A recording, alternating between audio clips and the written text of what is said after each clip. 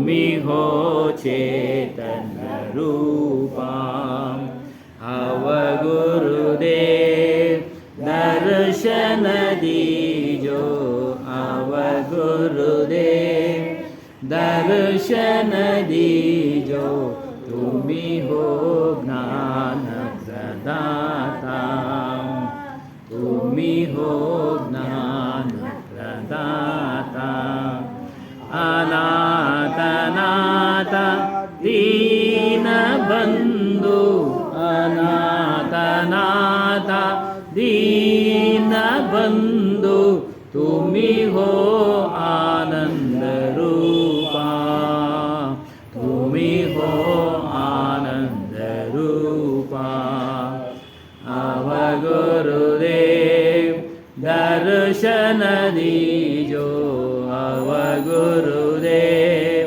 दर्शन दीजो तुमी हो ज्ञान प्रदाता तुमी हो ज्ञान प्रदाता अज्ञान नाशक शरण संरक्षक अज्ञान नाशक शरण संरक्षक आत्मा ज्ञान प्रदाता आत्मा ज्ञान प्रदाता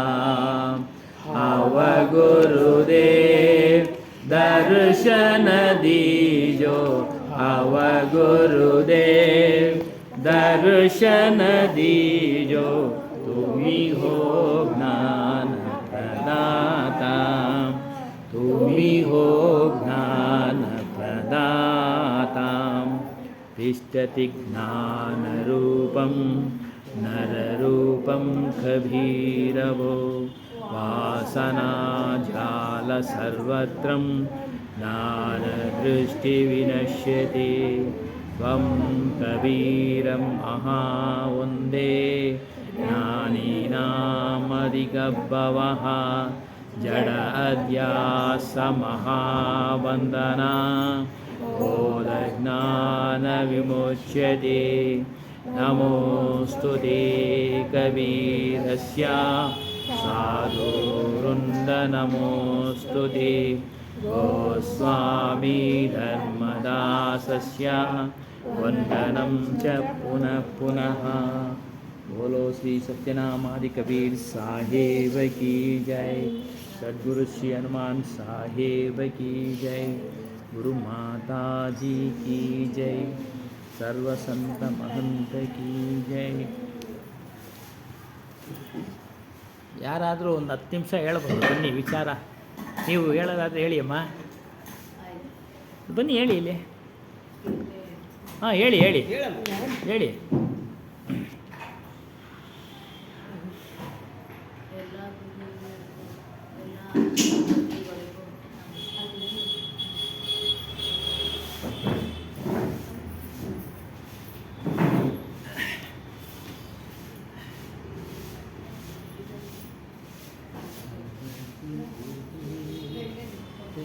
ಇಲ್ಲಿ ಬನ್ನಿ ಸರ್ ಖಾಲಿ ಇದೆ ಕುತ್ಕೊಳ್ಳಿ ಇಲ್ಲಿ ಸೀಟು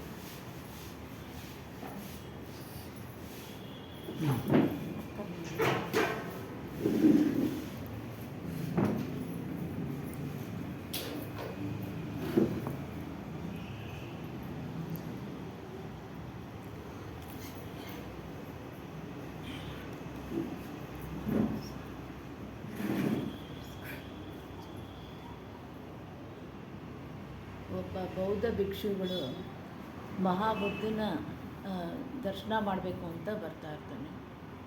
ಆದರೆ ಅವತ್ತೊಂದು ದಿನ ಅವ್ರದ್ದು ಅವಸಾನ ಸಮಯ. ಆವಾಗ ಎಷ್ಟು ಬೇಗ ಬಂದರೂ ಅವಾಗೇನು ಗಾಡಿಗಳು ಯಾವುದೂ ಇರಲಿಲ್ಲ, ನಡ್ಕೊಂಬರ್ಬೇಕಾಗಿತ್ತು. ನಡ್ಕೊಂಬರ್ತಾ ಇದ್ದ, ಅವ್ರಿಗೆ ಸಮಯ ಆಗ್ತಾಯಿತ್ತು ಹೋಗೋದಕ್ಕೆ.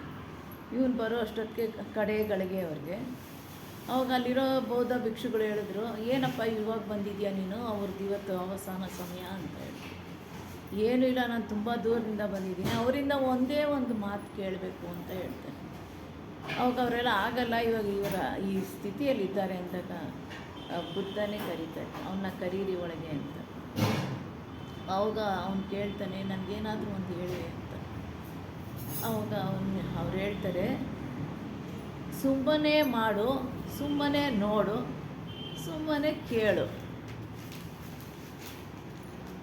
ಸುಮ್ಮನೆ ಮಾಡ್ತೀವ ನಾವು ಒಂದು ಕೆಲಸ ಮಾಡಬೇಕಾದ್ರೆ? ಮಾಡೋಣ. ಸುಮ್ಮನೆ ಹೇಳೋದಷ್ಟೇ ನಮ್ಮ ಕೆಲಸ ಅಂತೀವಿ, ಫೋರ್ಸ್ ಮಾಡೋದಿಲ್ಲ ಅಲ್ಲ ಅಣ್ಣ? ಫೋರ್ಸ್ ಮಾಡೋದು ಬೇಡ ಅಂತಾರೆ ಅವರು. ಹೇಳ್ರಿ ಅಷ್ಟೇ, ದೆನ್ ಕೇಳ್ರಿ, ಕೇಳು, ಅವ್ರು ಏನು ಹೇಳ್ತಾರೆ ಕೇಳು, ಮತ್ತೆ ಅದಕ್ಕೆ ರಿಪ್ಲೈ ಬೇಕಾದ್ರೆ. ನಾವೆಲ್ಲ ಮೂರಕ್ಕೂ ವಿರುದ್ಧವಾಗೇ ಓದ್ತಾ ಇರೋದು. ಏನು ಮಾಡಬೇಕು ಅದನ್ನು ಮಾಡ್ತಾ ಇಲ್ಲ. ಮಾಡಬೇಕು, ಮಾಡಲ್ಲ ನಾವು. ಅವ್ರು ಮಾಡಲಿ ಇವ್ರು ಮಾಡಲಿ ಎಲ್ಲದಕ್ಕೂ ಕಾಯ್ತಾ ಇರ್ತೀವಿ ನಾವು. ಎಷ್ಟೇ ತಿಳಿದಿದ್ರು ಏನೇ ಮಾಡಿದ್ರು ಒಂದು ಟೈಮಲ್ಲಿ ಬಂದೇ ಬರುತ್ತೆ. ಆದ್ದರಿಂದ ಸುಮ್ಮನೆ ಮಾಡು, ನಿನ್ನ ಕೆಲಸ ನೀನು ಮಾಡು. ಹೇಳೋದು ಹೇಳ್ರಿ ಅಷ್ಟೇ. ಮಾಡಲಿಲ್ಲ ಮಾಡು, ಆಗಲಿಲ್ಲ ಸುಮ್ಮನೆ ಇರು, ಅವರೇ ಮಾಡ್ತಾರೆ ಅಂತೆಲ್ಲ. ಆ ಕ್ಷಣಕ್ಕೆ ಮಾಡದೇ ಇರ್ಬೋದು, ನೆಕ್ಸ್ಟ್ ಮಾಡೇ ಮಾಡ್ತಾರೆ ಅವರು. ಕೇಳು, ಅವ್ರು ಹೇಳಿದ್ದನ್ನು ಕೇಳು. ಬೈತಾರೋ ಮಾಡ್ತಾರೋ ಏನೋ ಕೇಳು, ಮತ್ತೆ ಅದಕ್ಕೆ ಮಾತಾಡಬೇಡ ಅಂತ ಹೇಳ್ತಾರೆ. ದೆನ್ ಇನ್ನೊಂದು, ಕೃಷ್ಣನಿಗೆ ಅದಕ್ಕೆಲ್ಲ ತಾಳ್ಮೆ ಇರಬೇಕಲ್ಲ, ಬೇಕು, ಅದು ತುಂಬ ಬೇಕು ತಾಳ್ಮೆ. ಅದು ಇಂಥ ಕಡೆನೇ ಹೇಳ್ಬೇಕು ಅದನ್ನು, ಈ ಮಾತುಗಳನ್ನ. ಎಲ್ಲ ಕಡೆ ಹೇಳಿದ್ರೆ ವರ್ಕ್ ಆಗಲ್ಲ. ಹೌದು. ಅದು ತಿಳ್ಕೊಂಡಿದ್ರೆ ಏನು ಅಂತ ಅದಕ್ಕೆ ಅರ್ಥ ಆಗ್ತಾ, ಹೇಳ್ತಾ ಇದ್ದಾಗೆ ಅರ್ಥ ಆಗಿರುತ್ತೆ ಎಲ್ಲರಿಗೂ ಅಲ್ಲ ಅಣ್ಣ? ನಾನು ಹೇಳೋದೇನು ಬೇಕಾಗಿಲ್ಲ. ಆಮೇಲೆ ಒಂದಿನ ಕೃಷ್ಣನಿಗೆ ಅರ್ಜುನನ ಪರೀಕ್ಷೆ ಮಾಡಬೇಕು ಅಂತ ಅನ್ನಿಸುತ್ತೆ. ಆವಾಗ ಅರ್ಜುನನ ಕರೀತಾನೆ, ಏನಪ್ಪ ನಾನು ಒಂದು ಕೆಲಸ ಕೊಡಬೇಕು ಅಂತ ಇದ್ದೀನಿ, ನಿನಗೆ ಮಾಡ್ತೀಯಾ ಅಂತ. ಏನಾದರೂ ಹೇಳಪ್ಪ, ಮಾಡ್ತೀನಿ ನಾನು ಅಂತ. ಈ ಬೆಟ್ಟನ ಚಿನ್ನ ಮಾಡ್ತೀನಿ, ಇದನ್ನು ನೀನು 3 ಗಳಿಗೆಯಲ್ಲಿ ದಾನ ಕೊಟ್ಬಿಡ್ಬೇಕು. 3 ಗಳಿಗೆಯಲ್ಲಿ ಎಲ್ಲಾರ ದಾನ ಕೊಡೋಕ್ಕಾಗುತ್ತಾ ಕೃಷ್ಣ? ಅಷ್ಟು ದೊಡ್ಡ ಬೆಟ್ಟ ಚಿನ್ನದ್ದು ಅಂತ ಹೇಳ್ತಾನೆ. ಆಗುತ್ತೆ, ನೀನು ದಾನಿಯಲ್ಲೇನಪ್ಪ ಅಂತ. ಅವನಿಗೆ ನಾನು ದಾನ ಮಾಡ್ತೀನಿ ಅನ್ನೋದೊಂದು ಇರುತ್ತಲ್ಲ, ಆವಾಗ ಮಾಡು ಅಂತಾರೆ. ಇವನೇನು ಮಾಡಿದೆ, ಎಷ್ಟೋ ಜನನ ಕರ್ದ ಕೊಟ್ಟ, ಅದು ಕಾಲ್ವಾಸಿ ಅಷ್ಟು ಮುಗೀತು ಅಷ್ಟೇ. ಇನ್ನು ಮುಕ್ಕಾಲ್ವಾಸಿ ಅಷ್ಟೇ ಮುಗಿದೋಯ್ತು. ಆವಾಗ ಕರ್ಣನ ಕರಿತೀನಿ ತಾಳು ಅಂತ ಹೇಳ್ತಾನೆ. ಕರ್ಣನ ನೆನೆಸ್ಕೊಳ್ತಾನೆ. ಕರೆದಾಗ ಕರ್ಣ ಬರ್ತಾನೆ, ಹೇಳ್ತಾನೆ, ಏನಪ್ಪ ಅಂತ. ಏನು ಕೃಷ್ಣ ನಾನು ಕರೆದಿದ್ದು ನೀನು?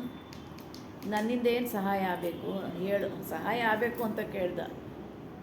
ರಿಕ್ವೆಸ್ಟ್ ಮಾಡ್ಕೊತಾರೆ ಅವರೆಲ್ಲ. ತಿಳಿದಿರೋರು ಯಾವತ್ತು ಏನು ಮಾಡಬೇಕು, ಹೆಂಗೆ ಮನೆಯಲ್ಲೆಲ್ಲ ಇದೇ ಥರ ಎಲ್ಲ ನಮ್ಗೆ ಎಲ್ಲ ರಿಪ್ಲೈ ಬರೋದು ಎಲ್ಲರ ಹತ್ರನ. ದಯವಿಟ್ಟು ಹಂಗೆ ಮಾತಾಡಬಾರ್ದು. ಆವಾಗ ಕೇಳ್ತಾನೆ, ನನ್ನಿಂದ ಏನು ಸಹಾಯ? ಇಲ್ಲಪ್ಪ, ನಂಗೆ ಒಂದೇ ಒಂದು ಸಹಾಯ ಬೇಕು ನಿನಗೆ. ಈ ಚಿನ್ನದ ಬೆಟ್ಟ ಆಯ್ತಲ್ಲ, ಅದನ್ನು ಇದು ದಾನ ಕೊಟ್ಬಿಡ್ಬೇಕು ಅಂತಾನೆ. ಎಷ್ಟು ಅವರಲ್ಲಿ ಅಂತಾನೆ ಕರ್ಣ.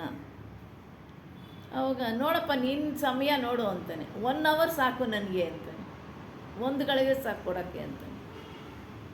ಅರ್ಜುನಿಗೆ ಅಯ್ಯೋ 3 ಗಳಿಗೆ ಕೊಟ್ಟೆ, ನನಗೆ ಅಷ್ಟೊಂದು ಕೊಡೋಕ್ಕಾಗಲಿಲ್ಲ. ಇವನು ಬರೀ ಇನ್ನೂ 1 ಗಳಿಗೆ ಕೇಳ್ತಾವನಲ್ಲ, ಏನು ಮಹಾ ಮಾಡಿಬಿಡ್ತಾನೆ ಇವನು ಅಂತ ಹೇಳ್ತಾನೆ. ಆವಾಗ ಕರ್ಣ ಒಬ್ಬ ಬ್ರಾಹ್ಮಣನ ಕರೀತಾನೆ, ಈ ಪೂರ್ತಿ ಬೆಟ್ಟ ನಿಂದೇ, ಇವಾಗ ನೀನು ಯಾರ್ಯಾರು ಬೇಕು ಎಲ್ಲರಿಗೂ ಕೊಡು ಅಂತ ಹೇಳ್ದ. 1 ಗಳಿಗೆಯಲ್ಲೇ ಮಾಡಿಬಿಟ್ಟ ಆ ಕೆಲಸನ. ಆವಾಗ ಕೃಷ್ಣ ಹೇಳ್ತಾನೆ, ನೋಡಪ್ಪ, ಇದೇ ನಿನಗೂ ಒಂದು ಇರೋ ವ್ಯತ್ಯಾಸ. ಅರ್ಥ ಮಾಡಿಕೊಂಡು ನಾವು ತಿಳ್ಕೊಂಡು ನಡ್ಕೊಬೇಕು ಅಂತ ಹೇಳ್ತಾನೆ ಅರ್ಜುನಿಗೆ. ತುಂಬಾ ಅಹಂಕಾರ ಅಲ್ಲ. ಧನಂಜಯ ಅಂದ್ರೇ ಧನವನ್ನು ಗೆದ್ದಿರೋನು, ವಿದ್ಯೆನ ಅವನ ಹೆಸರೇ ಆ ಥರ. ಅವನ್ನೆಲ್ಲ ಗೆದ್ದಿರೋನು. ಅಂದರೆ ಅರ್ಜಿಸಿರೋನು ಎಲ್ಲನೂ. ಅದಕ್ಕೆ ಅವ್ನಿಗೆ ಅರ್ಜುನ ಅಂತ ಹೆಸರು. ಆದರೂ ನಮ್ಗೆ ಅಷ್ಟು ಸ್ವಲ್ಪ ವಿದ್ಯೆ ಬಂದ್ರೇ ಎಷ್ಟೊಂದು ಅಹಂಕಾರ. ಅವನ್ನೆಲ್ಲ ಪಡೆದಿರೋನಿಗೆ ಅಹಂಕಾರ ಇರಲ್ಲ, ಇರುತ್ತೆ. ಆದರೆ ಗುಡ್ ಇರಬೇಕು ಅದರಲ್ಲಿ. ಗುಡ್ ಬ್ಯಾಡ್ ಅಂತ ಇರುತ್ತಲ್ಲ, 2 ಅಹಂಕಾರ ಇರುತ್ತೆ, 2 ಥರ. ಅವಾಗ ಅವನು ಆಯಿತು, ನನ್ನ ತಪ್ಪಾಯಿತು ಅಂತ ಕೇಳ್ಕೊತಾನೆ. ನೆಕ್ಸ್ಟ್ ಇನ್ನೊಂದು ಸಲ ಅರ್ಜುನ ಬೇಕಾದಂಗೆ ಬೆಳ್ಳಿ ಸಾಮಾನಿಟ್ಟು ದೇವ್ರಿಗೆ ಬೆಳ್ಳಿ ದೀಪ, ಬೆಳ್ಳಿದ್ರಲ್ಲೇ ಪ್ರಸಾದ ಎಲ್ಲನೂ ಇಟ್ಟು ಪೂಜೆ ಮಾಡ್ತಾ ಇರ್ತಾನೆ. ನೋಡಿ ನಾನು ಹೆಂಗೆ ಮಾಡ್ತೀನಿ ಅಂತ ಅವನಿಗೆ ಅನಿಸೋದಂತೆ. ನಾನು ಹೆಂಗೆ ಮಾಡ್ತೀನಿ, ಯಾರು ಹಿಂಗೆ ಮಾಡ್ತಾರೆ ಅಂತ. ಇದು ಕೃಷ್ಣಂಗೆ ಗೊತ್ತಾಗ್ತಾ ಇರ್ತೈತೆ. ಅವಾಗ ಕೃಷ್ಣ ಬರ್ತಾನೆ ಒಂದಿನ ಅರಮನೆಗೆ ಬಂದಾಗ ಅರ್ಜುನ ಹೇಳ್ತಾನೆ, ನೋಡಿ ನಾನು ಹಿಂಗೆ ಮಾಡ್ತೀನಿ, ಯಾರೂ ಮಾಡಲ್ಲ. ಭೀಮ ನೋಡು ತಿಂದ್ಬಿಟ್ಟು ಅಲ್ಲಿ ಮರದಡಿ ಹೆಂಗೆ ಕೂತವನು, ನಿದ್ದೆ ಒಪ್ಕೊಂಡು ಅಂತ ಹೇಳ್ತಾನೆ. ಅವಾಗ ಬಾ ತೋರಿಸ್ತೀನಿ ನಿನಗೆ ಅಂತ ಅರ್ಜುನನ ಕರ್ಕೊಂಡು ಹೋಗ್ತಾನೆ. ದಾರಿಲಿ ಹೋಗ್ತಾ ಇರಬೇಕಾದ್ರೆ ಇಷ್ಟೊಂದು ಎತ್ತಿನ ಗಾಡಿ ತುಂಬ ಬಿಲ್ಪತ್ರೆಗಳು, ಒಂದು ಗಾಡಿ ಆದಮೇಲೆ ಒಂದು ಗಾಡಿ ಆದಮೇಲೆ ಒಂದು ಗಾಡಿ.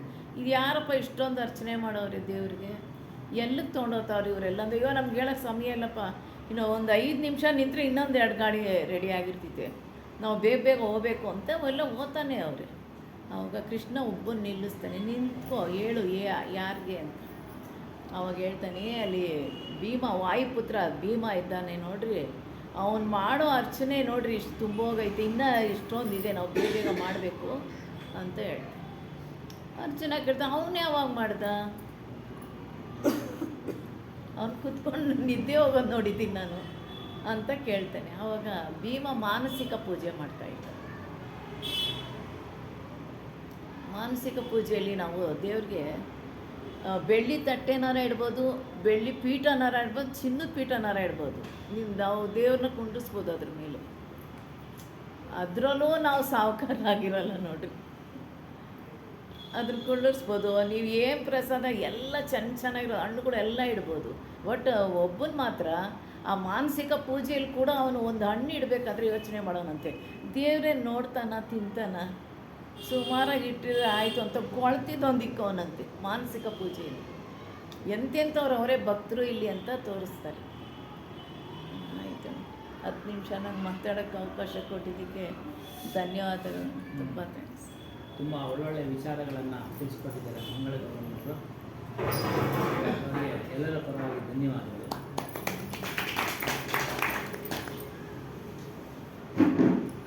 ಸುಮ್ಮನೆ ಬುದ್ಧ ಹೇಳಿದ್ರು, ಸುಮ್ಮನೆ ಕೇಳು, ಸುಮ್ಮನೆ ಮಾಡು, ಸುಮ್ಮನೆ ಹೇಳು. ಈ ಒಂದು ವಿಚಾರದಲ್ಲಿ ಅಭಿಲಾಷ್ ಸಾಹೇಬರು ಸಹ ಹೇಳ್ತಾರೆ. ನಾನು ಕಳೆದ ವಾರ ದೊಡ್ಡಬಳ್ಳಾಪುರದಲ್ಲಿ ಅದೇ ಹೇಳಿದೆ, ಯಾರು ಕೇಳಬೇಕು ಅಂತ ಇಚ್ಛೆ ಇರುತ್ತೋ ಅವ್ರಿಗೆ ಹೇಳು ಅಷ್ಟೇ, ಬಲವಂತವಾಗಿ ಯಾರಿಗೂ ಹೇಳ್ಬೇಡ. ಆತ್ಮವಿಚಾರನ ಯಾವುದೇ ಒಂದು ನೀತಿ ಕತೆ ಎಲ್ಲ ಯಾವುದೇ ಅಷ್ಟೇ, ಬಲವಂತವಾಗಿ ಯಾರಿಗೂ ಹೇಳಕ್ಕೆ ಹೋಗ್ಬೇಡ. ಮತ್ತು ಇಷ್ಟು ಜನ ಸಮೂಹ ಇದೆ, ಸುಮ್ಮನೆ ಹೇಳ್ತಾ ಇರೋ, ಅವ್ರ ನಿರ್ಧಾರ ಅವ್ರು ಮಾಡಬೇಕು, ಚಿಂತನೆ ಅವ್ರು ಮಾಡಬೇಕು. ನಾವು ಯಾರಿಗೆ ಸಮರ್ಪಣೆ ಮಾಡ್ಕೊಳ್ಬೇಕು ಅನ್ನೋದು ಅವ್ರು ಮಾಡ್ಕೊಳ್ಬೇಕು. ನೀನು ಬಲವಂತವಾಗಿ ನೀನು ಇಂಥವ್ರಿಗೆ ಸಮರ್ಪಣೆ ಮಾಡ್ಕೊ, ಇಂಥವ್ರನ್ನೇ ಹಿಡ್ಕೊ, ಇಂಥವ್ರ ಪಾದನೇ ಹಿಡಿ, ಇವೆಲ್ಲ ನೀನು ಹೇಳ್ಬೇಡ. ಅಭಿಲಾಷ್ ಸಾಹೇಬ್ ಭಾಳ ಚೆನ್ನಾಗಿ ಹೇಳಿದ್ದಾರೆ. ಬಲವಂತವಾಗಿ ಹೇಳ್ಬೇಡ, ನೀನು ಇವ್ರನ್ನೇ ಗುರು ಮಾಡ್ಕೊ, ಇವ್ರನ್ನೇ ಗುರು ಮಾಡ್ಕೊ, ಅಲ್ಲಿ ಚೆನ್ನಾಗಿ ಹೇಳ್ತಾ ಇಲ್ಲಪ್ಪ, ಇಲ್ಲಿ ಚೆನ್ನಾಗಿ ಹೇಳ್ತಾರೆ, ಇವೆಲ್ಲ ಏನು ಹೇಳೋಕ್ಕೋಗ್ಬೇಡ. ಸುಮ್ಮನೆ ಹೇಳ್ತಾ ಇರೋ, ಅವ್ರ ಆಸಕ್ತಿ ಇದ್ದರೆ ನಿನ್ನೆ ಹುಡ್ಕೊಂಡು ಬರ್ತಾರೆ. ಅವ್ರ ಆಸಕ್ತಿ ಇದ್ದರೆ, ಶಬ್ದಗಳ ಮೇಲೆ ಆಸಕ್ತಿ, ಹೇಳೋ ಯಾವ ವ್ಯಕ್ತಿ ಹೇಗಾನ ಇರ್ಬೋದು, ದೊಡ್ಡ ಅವನು ವಿದ್ವಾಂಸ ಆಗಿರ್ಬೋದು, ಸಾಮಾನ್ಯನಾಗಿರ್ಬೋದು, ನೀನು ಹೇಳೋ ಪದಗಳ ಮೇಲೆ ಆಸಕ್ತಿ ಇದ್ದರೆ, ನೀನು ಹೇಳತಕ್ಕಂಥ ವಿಚಾರಗಳ ಮೇಲೆ ಆಸಕ್ತಿ ಇದ್ದರೆ, ಸುಮ್ಮನೆ ಅವರೇ ಬರ್ತಾ ಇರ್ತಾರೆ. ಅಲ್ಲೊಂದೊಂದು ಮಾತು. ಮತ್ತು ಇಲ್ಲಿ ಇನ್ನೊಂದು ಹೇಳಿದ್ರು, ತಾಳ್ಮೆ ವಿಚಾರವಾಗಿ. ತಾಳ್ಮೆ ಬೇಕು ಇದಕ್ಕೆಲ್ಲ, ಖಂಡಿತ. ಒಬ್ಬ ವ್ಯಕ್ತಿ ನಾಯಕ ಆಗಬೇಕು ಅಂದರೆ ಆತನಿಗೆ ತಾಳ್ಮೆ, ಸಹನೆ, ವಿನಯ, ವಿವೇಕ, ಧೈರ್ಯ. ಅವನು 2 ಅಕ್ಷರ ಕಲ್ತಿರಲಿ. ಯಾರಲ್ಲಿ ವಿನಯದಿಂದ ನಡ್ಕೊಳ್ತಾ ಇರ್ತಾನೋ, ಒಂದು ಸಭೆನಲ್ಲೋ ಮತ್ತೊಬ್ಬರಲ್ಲೋ ಸ್ವಲ್ಪನೇ ವಿವೇಕ ಇರಲಿ, ಆತ ಹಾಗೆಯೇ ಬೆಳೀತಾ ಇರ್ತಾನೆ. ಸ್ವಲ್ಪ ಧೈರ್ಯ ಮಾಡಬೇಕು. ನೋಡಿ, ಅವ್ರು ಧೈರ್ಯ ಮಾಡಿದ್ರು ಬಂದರು. ಇನ್ನು ಮುಂದೆ ಅವರು ಚಾರ್ಜ್ ಇಲ್ಲಿ 10 ನಿಮಿಷ. ಅದೇನಮ್ಮ, ನೀವು ಎಲ್ಲ ಕಲ್ತ್ಕೊಳ್ಬೇಕು. ಒಂದು 10 ನಿಮಿಷ ಮಾತಾಡ. ನಮ್ಮ ಸ್ವಾಮಿಗಳು ಅಷ್ಟೇ, ಎಲ್ರಿಗೂ ಚಾಯ್ಸ್ ಕೊಡೋರು. ಮಾತಾಡ್ರಿ, ನೀವು ಮಾತಾಡಿ, ನೀವು ತಿಳ್ಕೊಳ್ಳಿ, ನೀವು ಹೇಳುವಂಥರಾಗಿ ಅಂತ. ನೀವು ಹೇಳುವಂಥರಾಗಿ, ಒಬ್ಬರೇ ಹೇಳಬೇಕು ಅನ್ನೋದೇನಿಲ್ಲ. ಆತ್ಮಜ್ಞಾನ ಹೇಳಿದಲ್ಲ, ಹಂಚು ಅಂತ ಕಬೀರ್ ಸಾಹೇಬ್ರು ಎಲ್ರಿಗೂ ತಿಳಿಸಿದ್ದಾರೆ. ನೀವು ಇದನ್ನು ಹೇಳಿ, ಅವರೇ ಬಂದು ಹೇಳಬೇಕು ಅನ್ನೋದೇನಿಲ್ಲ. ಎಲ್ಲರೂ ಕಬೀರ್ ಸಾಹೇಬ್ರೆ, ತಿಳಿದ ಮೇಲೆ ಎಲ್ಲರೂ ಕಬೀರ್ ಸಾಹೇಬ್ರೆ. ಅದಕ್ಕೆ ಕಬೀರ ಮತ್ ಕಹೋ ಪಾಂಚೋ ಇಂದ್ರಿಯ ವಶ್ ಕರೋ ತು ಹಿ ದಾಸ್ ಕಬೀರ್. ಕಬೀರ ಅಂತ ಕೂಗಬೇಡಿ, ನೀವು ಕಬೀರರಾಗಿ. ನಿಮ್ಮ ನಿಮ್ಮ ಇಂದ್ರಿಯಗಳನ್ನು ವಶ ಮಾಡ್ಕೊಳ್ಳಿ, ನಿಮ್ಮ ನಿಮ್ಮ ಮನಸ್ಸನ್ನು ವಶ ಮಾಡ್ಕೊಳ್ಳಿ, ನೀನು ಕಬೀರ್ ಆಗ್ತೀಯ. ಕಬೀರ್ ಅಂದ್ರೆ ಏನು? ಮಹಾನ್. ನೀನು ಮಹಾನ್ ಸ್ವರೂಪನೇ. ನೀವೇನು ಕಡಿಮೆ ಏನಲ್ಲ. ಪ್ರತಿಯೊಬ್ಬರಿಗೂ ಹೇಳ್ತಾ ಇರೋದು, ಜಾತಿ ಮತ ಪಂಥ ಭೇದ ಎಲ್ರಿಗೂ ಇಲ್ಲೇ ಅದನ್ನು ಪಕ್ಕಕ್ಕಿಟ್ಟು ಎಲ್ರಿಗೂ ಹೇಳ್ತಾ ಇರೋದು. ಯಾವುದೇ ಜಾತಿಯವನಾದರೂ ಸರಿ, ಬ್ರಾಹ್ಮಣ ಹುಟ್ಟಿನಿಂದ ಜಾತಿ ಅಷ್ಟೇ. ಯಾರು ಬ್ರಹ್ಮಜ್ಞಾನವನ್ನು ತಿಳಿತಾರೋ ಅವರು ಬ್ರಾಹ್ಮಣರು. ಎಲ್ಲರೂ ಹೇಳ್ತಾ ಇದ್ದಾರೆ. ಕೈವಾರ ತಾತಯ್ಯ ನಾರಾಯಣ ಅವರು ಹೇಳ್ತಾ ಇದ್ದಾರೆ, ತಾತಯ್ಯನವರು ಎಲ್ಲರೂ ಹೇಳ್ತಾರೆ. ಯಾರು ಆತ್ಮನನ್ನು ತಿಳಿತಾರೋ ಅವರು ಬ್ರಾಹ್ಮಣರಪ್ಪ. ಅವನು ಓದ್ದೇ ಇಲ್ಲದೆ ಇರಲಿ, ಯಾವುದೋ ಒಂದು ಕೆಲಸ ಮಾಡ್ತಾ ಇರಲಿ, ತನ್ನನ್ನು ತಾನು ತಿಳಿಯೋನೇ ಬ್ರಾಹ್ಮಣ. ತನ್ನನ್ನು ತಾನು ತಿಳಿಯೋನೇ ಬ್ರಾಹ್ಮಣ. ಇನ್ನು ದಾನದ ವಿಚಾರ ಹೇಳಿದ್ರು. ದಾನದ ವಿಚಾರ ಕೇಳಿದೆ. ಕಬೀರ್ ಸಾಹೇಬ್ರು ಕೊಟ್ಟಿರೋದನ್ನ ಅವ್ರವ್ರಿಗೆ ಒಂದೇ ಸರಿ ಎಲ್ರಿಗೂ ಹಂಚ್ಬಿಟ್ರು. ನೀನು ಹಂಚೋಗು ಜ್ಞಾನನ. 4 ಜನ ಶಿಷ್ಯರು, ಅವರು ಪ್ರಮುಖರು, ಅವ್ರಿಗೆ ಹಂಚ್ಬಿಟ್ರು ಜ್ಞಾನ. ಅವರು 4-6 ಕಡೆ ದಿಕ್ಕು ಹಂಚಿದ್ರು, ಬೆಳೀತಾ ಇದೆ. ಹೀಗೆ ದಾನದ ವಿಚಾರನೂ ಅಷ್ಟೇ. ಮನಸ್ಸು ಬೇಕು. ಮನಸ್ಸಿಲ್ದಿರ ದಾನ ಮಾಡ್ತೀವಿ ಅಂದರೆ ಆಗೋದಿಲ್ಲ. ನೋಡಿ, ಅವನು 3 ಗಳಿಗೆ ತಗೊಳ್ತಾನೆ, ಇನ್ನೂ ಸಾಲದು ಅಂತಾನೆ. ಒಂದೇ ಗಳಿಗೆ ಕರ್ಣ, ಒಂದೇ ಸರಿ ಒಬ್ರಿಗೆ ಕೊಟ್ಬಿಡ, ಹೋಗಿ ನೀನು ಎಲ್ಲರಿಗೂ ಹಂಚ್ಕೊ ಹೋಗು. ನನಗೊಬ್ಬರಿಗೆ ಹೆಸರು ಬರೋದು ಬೇಡ, ನೀನು ಹೆಸರು ತಗೋ. ಅರ್ಜುನನಿಗೆ ಎಲ್ಲಾರ್ಗೂ ಹಂಚಿದ್ರೆ ನನ್ನ ಹೆಸರು ಅಲ್ಲೇ ಅದೇನೇ ಹೇಳಿದ್ದು. ಅದೇ ಇವನು ಸ್ವಾರ್ಥ ಇತ್ತು, ನನ್ನ ಹೆಸರೇ ಬರಬೇಕು ಅಂತ. ಆದರೆ ಇವನಿಗಿರಲಿಲ್ಲ. ಒಬ್ಬನಿಗೆ ಕೊಟ್ಟ, ನೀನು ಹಂಚೋಗು, ನಿನ್ನ ಹೆಸರು ಇರಲಿ. ಕಬೀರ್ ಸಾಹೇಬರು ಅಷ್ಟೇ ಜ್ಞಾನವನ್ನು ಹಂಚಿದ್ರು. ಎಲ್ಲರೂ ಹೇಳಿ. ಇನ್ನು ಗುಡ್ಡು ಬೇಡೋ ಅದು ಎಲ್ಲರಿಗೂ ಗೊತ್ತಿರೋ ವಿಚಾರ. ಬೆಳ್ಳಿ ಮಾನಸಿಕ ಪೂಜೆ ಕರೆಕ್ಟ್, ಖಂಡಿತ. ಅವೆಲ್ಲ ತೋರ್ಪಡಿಕೆ ಅಷ್ಟೇ. ಮಾನಸಿಕವಾಗಿ ನಿನ್ನ ಮನಸ್ಸಿನಲ್ಲಿ ಯಾವಾಗಲೂ ನೀನು ಜಪ ಮಾಡ್ತಾ ಇರು, ಅದೇ ಮಾನಸ ಪೂಜೆ. ಗುರುಸ್ಮರಣೆ ಮಾಡು. ಅದಕ್ಕೆ ಹೇಳಿದೆ, ಶ್ವಾಸದಲ್ಲಿ ನೀನು ಶ್ವಾಸಕ್ಕೂ ನಾಮ ಹೇಳು. ಶ್ವಾಸ ಮೇ ನಾಮಲೆ ವೃತಾಶಮ್ಮ ಶ್ವಾಸ ಮತ್ತು ಕೋಯ್. ಒಂದು ಶ್ವಾಸನೂ ಖಾಲಿ ಬಿಡಬೇಡ. ಎಲ್ಲಿ ಕುಳಿತಿರೋ ಹೇಳ್ಕೊತಾ ಇರು, ಪ್ರಯತ್ನ ಮಾಡು, ಅಭ್ಯಾಸ ಮಾಡು ಅನ್ನೋ ಒಂದು ವಿಚಾರ. ಅಂದರೆ ಶ್ರೇಷ್ಠವಾದ ಮಾನಸಿಕ ಪೂಜೆನೇ. ಮುಂದುವರೆದು ವಿಚಾರಕ್ಕೆ ಹೋಗೋಣ. ಇವತ್ತಿನ ವಿಷಯ ವ್ಯಕ್ತಿಯ ನಿಜ ಆತ್ಮಸ್ವರೂಪ ಹಿ ಹರಿಹೈ. ಪ್ರತಿಯೊಬ್ಬ ವ್ಯಕ್ತಿಯ ಆತ್ಮಸ್ವರೂಪ ಹರಿ. ಇಲ್ಲಿ ನಿಜ ಆತ್ಮಸ್ವರೂಪ ಅಂತ ಹೇಳಿದ್ರು.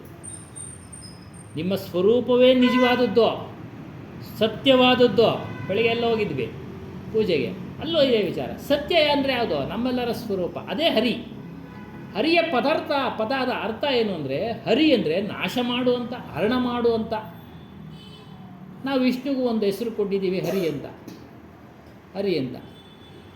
ಅದನ್ನು ಮಾಡ್ತಕ್ಕಂಥವ್ರು ಸಾಕಷ್ಟು ಜನರು ಇದ್ದಾರೆ. ನೀನೊಬ್ಬನ ಮಾಡದೇ ಇದ್ದರೆ ಅದೇನು ಕಡಿಮೆ ಆಗೋದಿಲ್ಲ. ನೀನು ಬಾ ಆತ್ಮಜ್ಞಾನಕ್ಕೆ. ನಿಜವಾದ ಹರಿಯನ್ನು ತಿಳಿ. ಹರಿ ಬಿನು ಬರ್ಮ ಬಿಗುರ್ಚಿನ ನಾ ಗಂಧ. ಒಂದೊಂದೇ ವಾಕ್ಯ ಹೇಳ್ತಾರೆ. ಇಲ್ಲಿ ಹೇಳ್ತಾ ಇದ್ದಾರೆ, ಜಗತ್ತಿನಲ್ಲಿ ಹರಿ ಅನ್ನೋನಿಗೆ ರಾಮನನ್ನು ಹರಿ ಅಂತ ಕರೀತಾರೆ, ಈಶ್ವರನನ್ನು ಹರಿ ಅಂತ ಕರೀತಾರೆ, ಪರಮಾತ್ಮ, ಬ್ರಹ್ಮ, ಈ ರೀತಿಯಾಗಿ ಅನೇಕ ಶಬ್ದಗಳಿಂದ ಕರೀತಾ ಇರೋರು ಅನೇಕ ಜನರಿದ್ದಾರೆ. ಗುಂಪುಗಳೇ ಇದ್ದಾವೆ. ಈ ಗುಂಪುಗಳ ಜೊತೆ ಬೆಳೀತಾ ಇರೋ ಮನುಷ್ಯನೂ ಸಹ ಸೇರಿಕೊಂಡು ಭ್ರಮೆನಲ್ಲಿ ಬಿದ್ದೋಗ್ಬಿಡ್ತಾನೆ. ಬೆಳೀತಾ ಇರೋ ಮನುಷ್ಯ, ಅವನಿಗೂ ಏನೋ ತಿಳಿಬೇಕು ಅನಿಸುತ್ತೆ, ಆತ್ಮಜ್ಞಾನ.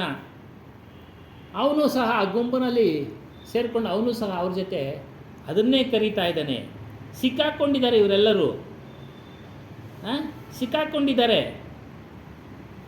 ಯಾರು ವಿಚಾರ ಮಾಡ್ತಾ ಇಲ್ಲ, ಪರೀಕ್ಷೆ ಮಾಡ್ತಾ ಇಲ್ಲ, ಪರ್ಕಾವಣೆ ಮಾಡ್ತಾ ಇಲ್ಲ, ಶಬ್ದದ ಪರ್ಕಾವಣೆ ಮಾಡ್ತಾ ಇಲ್ಲ. ಹರಿ ಅಂದ್ರೇನು? ನಮ್ಮನ್ನೆಲ್ಲ ಬಿಡುಗಡೆ ಮಾಡತಕ್ಕಂಥವನು, ನಮ್ಮ ಕಷ್ಟಗಳನ್ನು ನಾಶ ಮಾಡ್ತಕ್ಕಂಥವನು. ಈ ಶಬ್ದಗಳ ಅರ್ಥನೇ ತಿಳಿತಾ ಇಲ್ಲ. ಶಬ್ದಗಳ ಅರ್ಥನೇ ತಿಳಿತಾ ಇಲ್ಲ. ಯಾರು ಇಷ್ಟಪಡೋದು ಪ್ರಪಂಚದಲ್ಲಿ? ಎಲ್ಲವನ್ನ ಯಾರು ಇಷ್ಟಪಡೋದು? ಜನಗಳನ್ನು ಇಷ್ಟಪಡ್ತಾರೆ, ಪತ್ನಿನ ಇಷ್ಟಪಡ್ತಾರೆ. ಆದರೆ ಅವರೆಲ್ಲ ಕಷ್ಟಕ್ಕೆ ಸಿಗಾಕೊಂಡಾಗ ಮನುಷ್ಯ ತನ್ನ ಪ್ರಾಣ ಉಳಿಸ್ಕೊಳ್ಳೋಕ್ಕೆ ತನ್ನ ಪ್ರಾಣವನ್ನು ಇಷ್ಟಪಡ್ತಾನೆ. ತನ್ನನ್ನು ಇಷ್ಟಪಡ್ತಾನೆ. ಈ ರೀತಿ ವಿಚಾರ ಮಾಡಬೇಕು. ನೀನು ನಿನ್ನನ್ನು ನೀನು ಇಷ್ಟಪಡಬೇಕು, ನಿನ್ನನ್ನು ನೀನು ತಿಳಿಬೇಕು, ಇಷ್ಟಪಡಬೇಕು ಅಂದರೆ. ಈ ವಿಚಾರದಲ್ಲಿ ಅಕ್ಬರ್ನ ಆಸ್ಥಾನದಲ್ಲಿ ಬೀರ್ಬಲ್ಗೂ ಮತ್ತು ಅಪ್ಪ ಅವ್ರು ಹೇಳಿರೋದು ಕತೆ. ಬೀರ್ಬಲ್ ಮಂತ್ರಿ, ಅಕ್ಬರ್ಗೂ ವಾಗ್ವಾದ ನಡೆಯುತ್ತೆ. ಪ್ರಶ್ನೆ ಬಂದ್ಬಿಡ್ತು, ಮನುಷ್ಯ ಯಾರನ್ನು ಇಷ್ಟಪಡ್ತಾನೆ ಅಂತ. ಸಭೆಯಲ್ಲಿ ಎಲ್ಲರೂ ಹೇಳ್ತಾರೆ, ಕೆಲವರು ಹೇಳ್ತಾರೆ ಮಕ್ಕಳನ್ನ ಇಷ್ಟಪಡ್ತಾರೆ, ಕೆಲವರು ಹೇಳ್ತಾರೆ ಮನೇನ ಇಷ್ಟಪಡ್ತಾನೆ, ಕೆಲವರು ಹೇಳ್ತಾರೆ ಹೆಂಡ್ತಿನ ಇಷ್ಟಪಡ್ತಾನೆ. ಹೀಗೆ ನಾನಾ ಥರ ಉತ್ತರಗಳು. ಬೀರ್ಬಲ ಸುಮ್ಮನೆ ಇರ್ತಾನೆ. ಯಾಕೆ ನೀನು ಸುಮ್ಮನೆ ಇದೆಯಾ, ನಿಂದೇನು ಹೇಳು? ಸ್ವಾಮಿ, ಮನುಷ್ಯ ಯಾರನ್ನು ಇಷ್ಟಪಡಲ್ಲ, ತನ್ನನ್ನು ತಾನು ಇಷ್ಟಪಡ್ತಾನೆ. ಇಲ್ಲ ಇಲ್ಲ ಅಂತ ಎಲ್ಲರೂ ಹೇಳ್ತಾರೆ. ಇಲ್ಲ ನಾನು ನಿರೂಪಣೆ ಮಾಡ್ತೀನಿ, ಪ್ರಮಾಣ ಮಾಡ್ತೀನಿ, ಏನು ಪ್ರತ್ಯಕ್ಷವಾಗಿ ತೋರಿಸ್ತೀನಿ ನಿಮಗೆ. ಮನುಷ್ಯ ತನ್ನನ್ನು ತಾನು ಇಷ್ಟಪಡ್ತಾನೆ, ಮೊದಲು ತನ್ನ ಪ್ರಾಣವನ್ನು. ಹೇಗೆ? ಬಾವಿ ತೋಡಿಸ್ಬಿಟ್ಟ. ಕೋತಿ ಮರಿ ತರಿಸ್ತಾ ಬಾವಿ ನೀರು ಬಿಟ್ಬಿಟ್ಟ. ಕೋತಿ ಮರಿನೂ ಬಿಟ್ಬಿಟ್ಟ, ಎರಡೂ, ಕೋತಿ ಮರಿ ಕೋತಿನ ಬಿಟ್ಟಾದ್ಮೇಲೆ ನೀರು ಬಿಟ್ಬಿಟ್ಟ. ನೀರು ತುಂಬ್ತಾ ಇದೆ. ತಾಯಿ ಕೋತಿ ಏನು ಮಾಡ್ತು? ಮಗು ಮುಳುಗೋಗುತ್ತೆ ಅಂತೇಳಿ ಫಸ್ಟು ಸೊಂಟದ ಮೇಲೆ, ಆಮೇಲೆ ಹೆಗಲ ಮೇಲೆ, ಆಮೇಲೆ ತಲೆ ಮೇಲೆ ಹಾಕ್ಕೊಂಡು ಎರಡೂ ಕಾಲೆತ್ತಿ ನಿಂತ್ಕೊಳ್ಳುತ್ತೆ. ನೀರು ನಿಲ್ಲಿಸಲಿಲ್ಲ. ನಿಂತ್ಕೊಳ್ಳೋದು ನೋಡೋದು ಗೊತ್ತಿಲ್ಲ, ನಿಂತ್ಕೊಳ್ಳುತ್ತೆ, ತಲೆ ಮೇಲೆ ಕುಂಡ್ರಿಸ್ಕೊಂಡೈತೆ, ನೀರು ಬರ್ತಾನೇ ಇದೆ. ಇನ್ನೇನು ಇದು ಮುಳುಗಬೇಕು, ತಾಯಿ ಕೋತಿ ಮುಳುಗೋಗ್ಬೇಕು. ಅವಾಗೇನು ಮಾಡ್ತು? ಆ ಮರಿನ ಕೆಳಕ್ಕೆ ಹಾಕ್ಬಿಟ್ಟು ಅದ್ರ ಮೇಲೆ ಇದು ನಿಂತ್ಕೊಂಡ್ಬಿಡ್ತು. ಮರಿನ ಕೆಳಗಡೆ ಹಾಕಿ ಅದ್ರ ಮೇಲೆ ಇದು ನಿಂತ್ಕೊಂಡ್ಬಿಡ್ತು. ಉಸಿರಾಡ್ಬೇಕಲ್ಲ ಮೂಗು. ನಿಲ್ಲಿಸ್ರಿ ನೀರು ಅಂತ ನಿಲ್ಲಿಸಿದ್ರು. ನೋಡಿ ಏನೋ, ತನ್ನ ಮರಿನೂ ಸಹ ಕೆಳಗಡೆ ಹಾಕಿ ತನ್ನ ಪ್ರಾಣ ಉಳಿಸ್ಕೊಳ್ಳೋಕೆ ಅದ್ರ ಮೇಲೆ ಇದು ನಿಂತಿದೆ. ಅದ್ರ ಮೇಲೆ ಇದು ನಿಂತೆ. ಅಂದರೆ ಪ್ರತಿಯೊಬ್ಬರು ಏನು ಮಾಡ್ತಾರೆ? ಫಸ್ಟು ತನ್ನನ್ನು ತಾನು ಉಳಿಸ್ಕೊಳ್ಳೋಕೆ ಪ್ರಯತ್ನ ಪಡ್ತಾರೆ. ತದನಂತರ ಪತ್ನಿ, ಮಕ್ಕಳು, ಮನೆ, ಇವೆಲ್ಲವು. ಮನುಷ್ಯ ಮನೆ ಅವಾಗೆಲ್ಲ ಗುಡಿಸಲುಗಳು. ಬೆಂಕಿ ಬಿದ್ದುಬಿಟ್ರೆ ಫಸ್ಟ್ ಇವು ನೋಡಿ ಬಂದ್ಬಿಡ್ತಾನೆ, ಜೊತೆಗೆ ಯಾರನ್ನೂ ಕರ್ಕೊಂಬರಲ್ಲ. ಆಮೇಲೆ ಕೂಗ್ಕೊಳ್ತಾನೆ, ನನ್ನ ಹೆಂಡತಿಯವರು ಒಳಗಡೆಯವರೇ ಅಂತ, ಕಾಪಾಡಿ ಅಂತ. ಹೀಗೆ ಅದೇ ಹೇಳ್ತಾರೆ, ನಿನ್ನನ್ನು ನೀನು ಇಷ್ಟಪಡಬೇಕು, ನಿನ್ನ ಸ್ವರೂಪವನ್ನು. ಈ ರೀತಿ ವಿಚಾರ ಮಾಡು.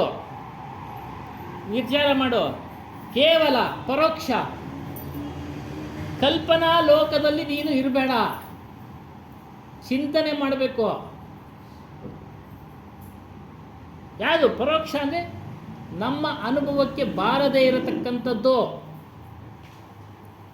ಕೈಲಾಸ ಇದೆ ಅಂತ ಹೇಳ್ತಾರೆ, ಇದೆ ಅಂತೆ. ನಮಗೆ ಅನುಭವ ಬರ್ತಿದೆಯಾ? ಇಲ್ಲ. ಹೋಗಿ ಬಂದವರು ಯಾರನ್ನ ಹೇಳ್ತಾ ಇದ್ದಾರಾ? ಬಂದಿದ್ದಾರ ಯಾರನ್ನ ವಾಪಸ್ಸು? ಯಾರೂ ಇಲ್ಲ. ಅವೆಲ್ಲ ಕಲ್ಪನೆಗಳು. ಅದನ್ನು ಪರೋಕ್ಷ ಜ್ಞಾನ. ಅಪರೋಕ್ಷ ಸ್ವಂತಕ್ಕೆ ಅನುಭವಕ್ಕೆ ಬರುತ್ತೆ.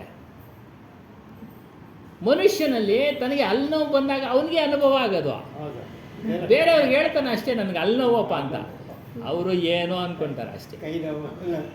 ನೋಡಿ, ಅದೇ ರೀತಿ ಆತ್ಮಜ್ಞಾನ, ತನ್ನ ಸ್ವರೂಪದ ಅನುಭವ, ಅದು ಅಪರೋಕ್ಷ ಜ್ಞಾನ. ತನಗೇ ಅನುಭವ ಬರ್ತವೆ. ನೀನು ಯಾವುದೇ ಒಂದು ಲೋಕಕ್ಕೆ ಹೋದ್ರೂ ಕೃಷ್ಣನೇ ಹೇಳ್ತಾನೆ, ನೀನು ಯಾವ ಲೋಕಕ್ಕೆ ಹೋದ್ರೂ ವಾಪಸ್ ಬಂದುಬಿಡ್ಬೇಕಪ್ಪ. ಆ ಸಮಯ ಪುಣ್ಯದ ಸಮಯ ಅಷ್ಟೇ. ಆ ಸಮಯ ಮುಗಿದ ಮೇಲೆ ನೀನು ವಾಪಸ್ ಬಂದುಬಿಡ್ಬೇಕು. ಆ ಬ್ರಹ್ಮ ಭುವನಾಲೋಕ ಪುನರಾವರ್ತಿನೋರ್ಜುನ ಮಾಮುಪೇತ್ಯ ಕೌಂತೆಯ ಪುನರ್ಜನ್ಮ ನ ವಿದ್ಯತೆ.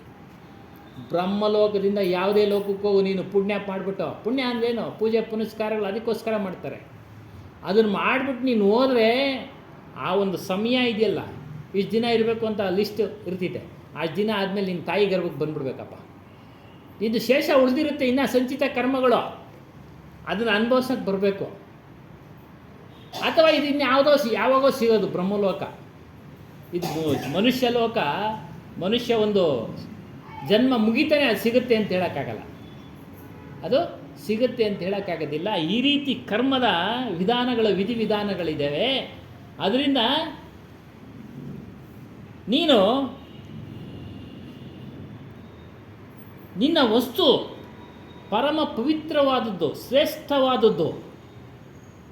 ಅದನ್ನು ತಿಳಿ, ಅದನ್ನು ಅರಿ, ಅದರಲ್ಲಿ ಲೀನವಾಗು.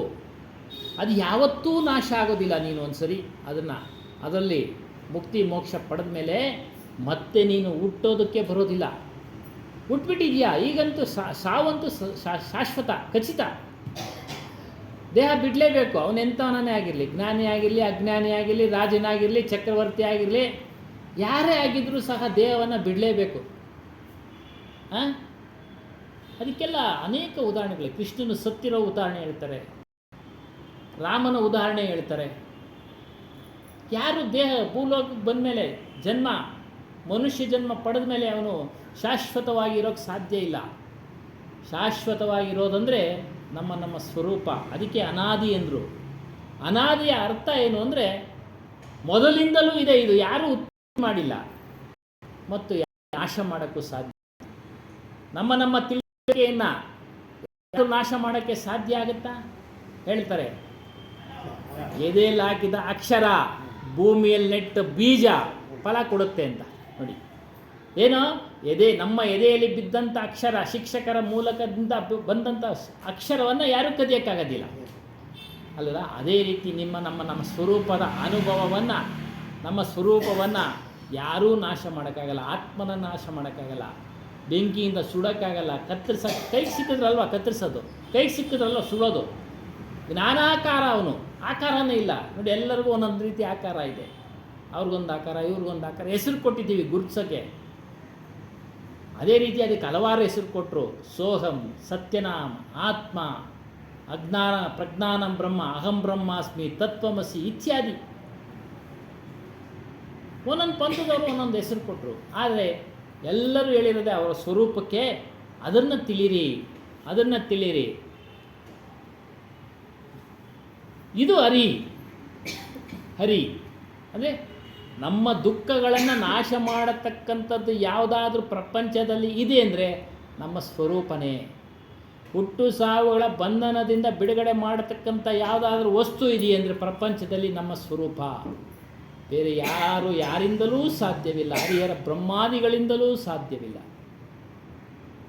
ಪಾರ್ವತಿಗೆ ಈಶ್ವರ ಹೇಳ್ತಾನೆ, ಯಾವ ಪ್ರಪಂಚದಲ್ಲಿ ಯಾವ ಮಂತ್ರ ದೊಡ್ಡದು? ಗುರು ಮಂತ್ರ ದೊಡ್ಡದಪ್ಪ. ಗುರು. ಯಾಕೆ? ನೀನು ಸರ್ವೇಶ್ವರ, ನೀನು ವಿಶ್ವನಲ್ಲಿ ಆಳ್ತೀಯ ಅಂತ ಹೇಳ್ತಾರೆ. ಇಲ್ಲ, ಗುರು ಅಂದರೆ ಯಾರು? ಅರಿವು. ಇದೆಲ್ಲ ಹಾಕಿದ್ದಾರೆ. ಗುರು ಅಂದರೆ ಯಾರು? ಅರಿವು. ಆತ್ಮ ಅಂದರೆ ಯಾರು? ಪರಮಾತ್ಮ. ಅವನೇ ಪರಮಾತ್ಮ. ಮತ್ತು ಬೇರೆ ಎಲ್ಲ ಹೇಳಿದ್ದಾರೆ, ಬೇರೆ ದೇವರುಗಳೆಲ್ಲ ಅದು ಸಾಮಾನ್ಯರಿಗೆ. ಆತ್ಮಜ್ಞಾನಿ ಯಾರು, ಮುಮುಕ್ಷು ಅಂದರೆ ಮೋಕ್ಷವನ್ನು ಅಪೇಕ್ಷಿಸಿ ಯಾರು ಈ ಒಂದು ಸತ್ಸಂಗವನ್ನಕ್ಕೆ ಬರ್ತಾರೋ ಆತನು ಇದನ್ನು ತಿಳಿದ ಮೇಲೆ ಯಾವ ಪೂಜೆ ಪುನಸ್ಕಾರ ಬೇಕಾಗೇ ಇಲ್ಲ.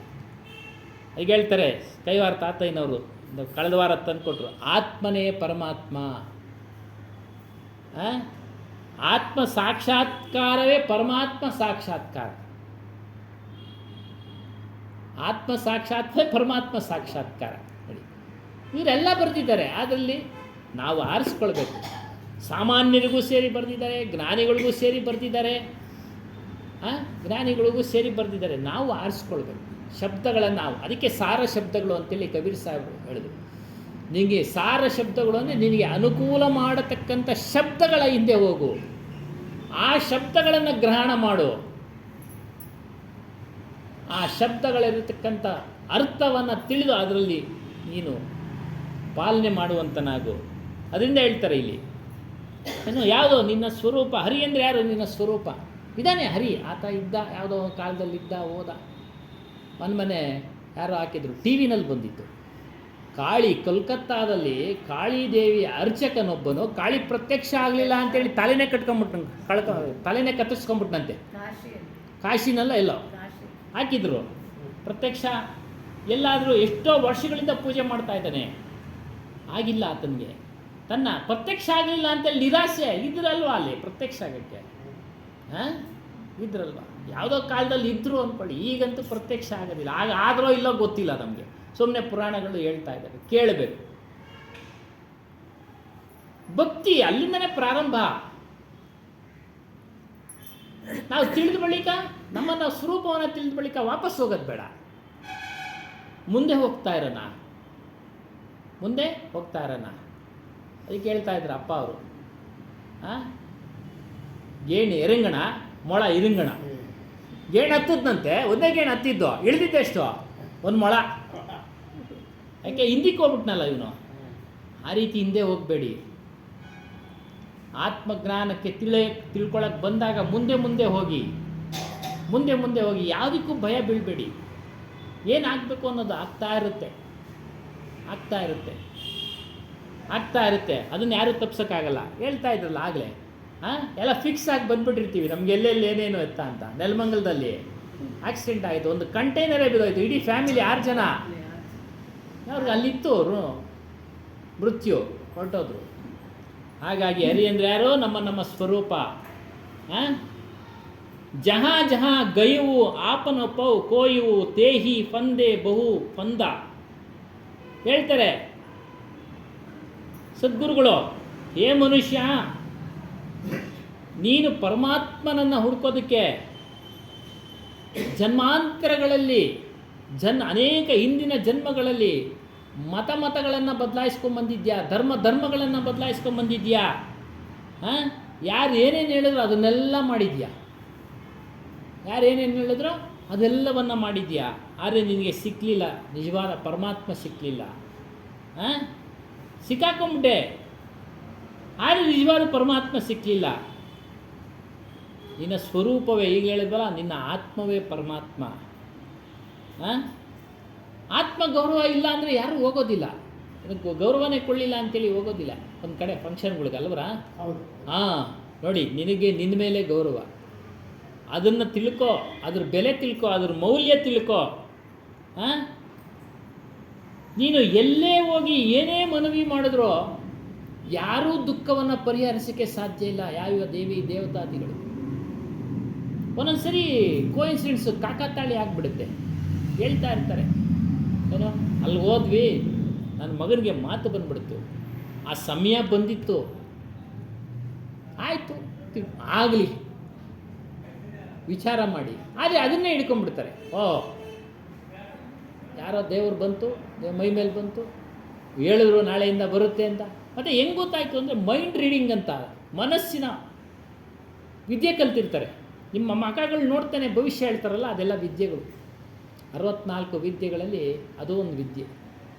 ಹಾಗಾಗಿ ಅವುಗಳಿಗೆಲ್ಲ ನೀನು ಮನವಿ ಮಾಡ್ಕೊಳ್ಬೇಡ, ಮುಕ್ತನನ್ನು ಮಾಡು, ಕಷ್ಟಗಳನ್ನು ಬಿಡುಗಡೆ ಮಾಡು ಅಂತ. ಸಾಧ್ಯ ಇಲ್ಲ, ಅವಾಗ ಸಾಧ್ಯನೇ ಇಲ್ಲ, ಮಾಡೋಕ್ಕಾಗೋದಿಲ್ಲ. ಎಲ್ಲ ಅನುಭವಿಸ್ತಾ ಇದ್ದಾರೆ ಕಷ್ಟ. ಬಾಂಗ್ಲಾದಲ್ಲಿ ಹಿಂದೂಗಳು ಅನುಭವಿಸ್ತಾ ಇರೋ ಕಷ್ಟ ಭಯಂಕರವಾದದ್ದು. ಹೇಳಿದ್ರು ಮತ್ತೆ 2,500-3,000. ಎಲ್ಲಿ ಯದಾ ಯದಾ ಹಿ ಧರ್ಮಸ್ಯ ಗ್ಲಾನಿರ್ಭವತಿ ಭಾರತ ಅಭ್ಯುತ್ಥಾನವಧರ್ಮಸ್ಯ ತದಾತ್ಮಾನಾಂ ಸುಜಾನ್ಹಂ ಪರಿತ್ರಾಣಾಯ ಸಾಧೂನಾಂ ಸಂಭವಾಮಿ ಯುಗೆ ಯುಗೆ. ಕೃಷ್ಣ ಹೇಳಿದ್ದಾನೆ ಅಂತ ಹೇಳ್ತಾರೆ, ನಾನು ಮತ್ತೆ ಮತ್ತೆ ಹುಡ್ತೀನಿ ಅಂತ. ಎಷ್ಟೊಂದು ನಡೀತಾ ಐತೆ. 3,000 ಜನ ಇದ್ದಕ್ಕೆ ಕಳೆದು ನೋಡಿ. ಅದಕ್ಕೆ ಯಾರು ರಕ್ಷಣೆ ಮಾಡೋಕ್ಕೆ ಸಾಧ್ಯ ಇಲ್ಲ. ಆಗ ಮಂತ್ರಗಳನ್ನ ಸೇರಿಸಿ ಬರೆದ್ರು, ನಿಮ್ಮನ್ನು ನೀವು ರಕ್ಷಣೆ ಮಾಡ್ಕೊಳ್ಳಿ, ನಿಜವಾದ ರಕ್ಷಣೆ. ಆಗಿತ್ತು, ಆಗ ಹೇಳ್ದ, ಅವ್ರು ಹೇಳಿದ್ನೋ ಇಲ್ಲ ಯಾರೋ ಸೇರಿಸಿದ್ರೋ ಈ ಮಂತ್ರನ. ಆ ವಿಚಾರವಾಗಿ ಹೇಳ್ತಾರೆ ಹನುಮಾನ್ ಸಾಹೇಬರು. ಮತ್ತೆ ಏನಕ್ಕೆ ಬರಬೇಕು ಜನ್ಮ ನಮಗೆ? ಯದಾ ಯದಾ ಹಿ ಧರ್ಮಸ್ಯ ಗ್ಲಾನಿರ್ಭವತಿ ಭಾರತ, ಅವೆಲ್ಲ ಬಿಟ್ಬಿಡಿ. ಅವ್ರವ್ರ ಹಣೆ ಬರ. ಮತ್ತೆ ಏಕೆ ಬೇಕು ನಿನಗೆ ಜನ್ಮ? ಕೃಷ್ಣ ಸುಖವಾಗಿದ್ನಾ? ಇಲ್ಲ, ಎಷ್ಟೊಂದು ಕಷ್ಟ ಅನುಭವಿಸ್ತಾ. ರಾಮ ಸುಖವಾಗಿದ್ನ? ಎಷ್ಟೊಂದು ಕಷ್ಟ ಅನುಭವಿಸ್ತಾ. ಆ ವಿಚಾರಗಳನ್ನೆಲ್ಲ ಬಿಟ್ಟುಬಿಡಿ. ಜನ್ಮ ಏನಕ್ಕೆ ಬೇಕು? ಜನ್ಮದಿಂದ ಬಿಡುಗಡೆ, ನಮಗೆ ಹುಟ್ಟು ಸಾವುಗಳ ಬಂಧನದಿಂದ ಬಿಡುಗಡೆ ಆಗುವಂಥ ಮಾರ್ಗ, ಅದನ್ನು ತೆಗೆದುಕೊಳ್ಳಿ, ಅದನ್ನು ತಿಳಿಯಿರಿ ಅಂತ ಹೇಳ್ತಾರೆ. ಅದರಿಂದ ಮನುಷ್ಯನಿಗೆ ಆತ್ಮಗೌರವ ಸುಖ ಕೊಡುತ್ತೆ ನೋಡಿ. ತನ್ನಂತ ಅಂತ ತಿಳಿದರೆ ಸುಖ. ಹೇಳಿದ್ವಲ್ಲ, ಎಲ್ಲ ನಾವು ಹೋದರೆ ನಮ್ಗೆ ಮಾತಾಡಿಸ್ಲಿಲ್ಲ ಅಂದರೆ ನಾವು ಅಲ್ಲಿ ಹೋಗೋದಿಲ್ಲ. ನನಗೆ ಗೌರವನೇ ಕೊಡಲಿಲ್ಲ. ಗೌರವ ಕೊಟ್ಟರೆ 1-2 ಮಾತು ಮಾತಾಡಿದ್ರೆ ನನಗೆ ಮಾತಾಡ್ಸಿದ್ನಪ್ಪ ಅವನು ಅಂಥೇಳಿ 1 ಗಂಟೆ ಕಾಲ ಕುಳಿತುಕೊಳ್ತೀವಿ, ಮಾತನಾಡ್ತೀವಿ, ಕಾರ್ಯಕ್ರಮ ಮುಗಿಸ್ಕೊಳ್ತೀವಿ, ಬರ್ತೀವಿ. ಕಾರ್ಯವನ್ನು ಮಾಡತಕ್ಕಂಥ ಮುಖ್ಯಸ್ಥ, ಎರಡೇ ಮಾತು. ಅವನೇ ಎಲ್ಲರನ್ನೂ ಗಂಟುಗಟ್ಟಲೆ ಕೂತ್ಕೊಂಡು ಮಾತಾಡೋಕ್ಕಾಗಲ್ಲ. ಮದುವೆ ಮನೇಲಿ ಏನಮ್ಮ ಬಂದ್ರ, ಊಟ ಆಯಿತಾ, ಊಟ ಮಾಡಿ, ಹಾಂ ಅಷ್ಟೇ ಅಷ್ಟೇ ಅಷ್ಟೇ ಅವ್ನು ಮಾತಾಡೋಕ್ಕಾಗೋದು.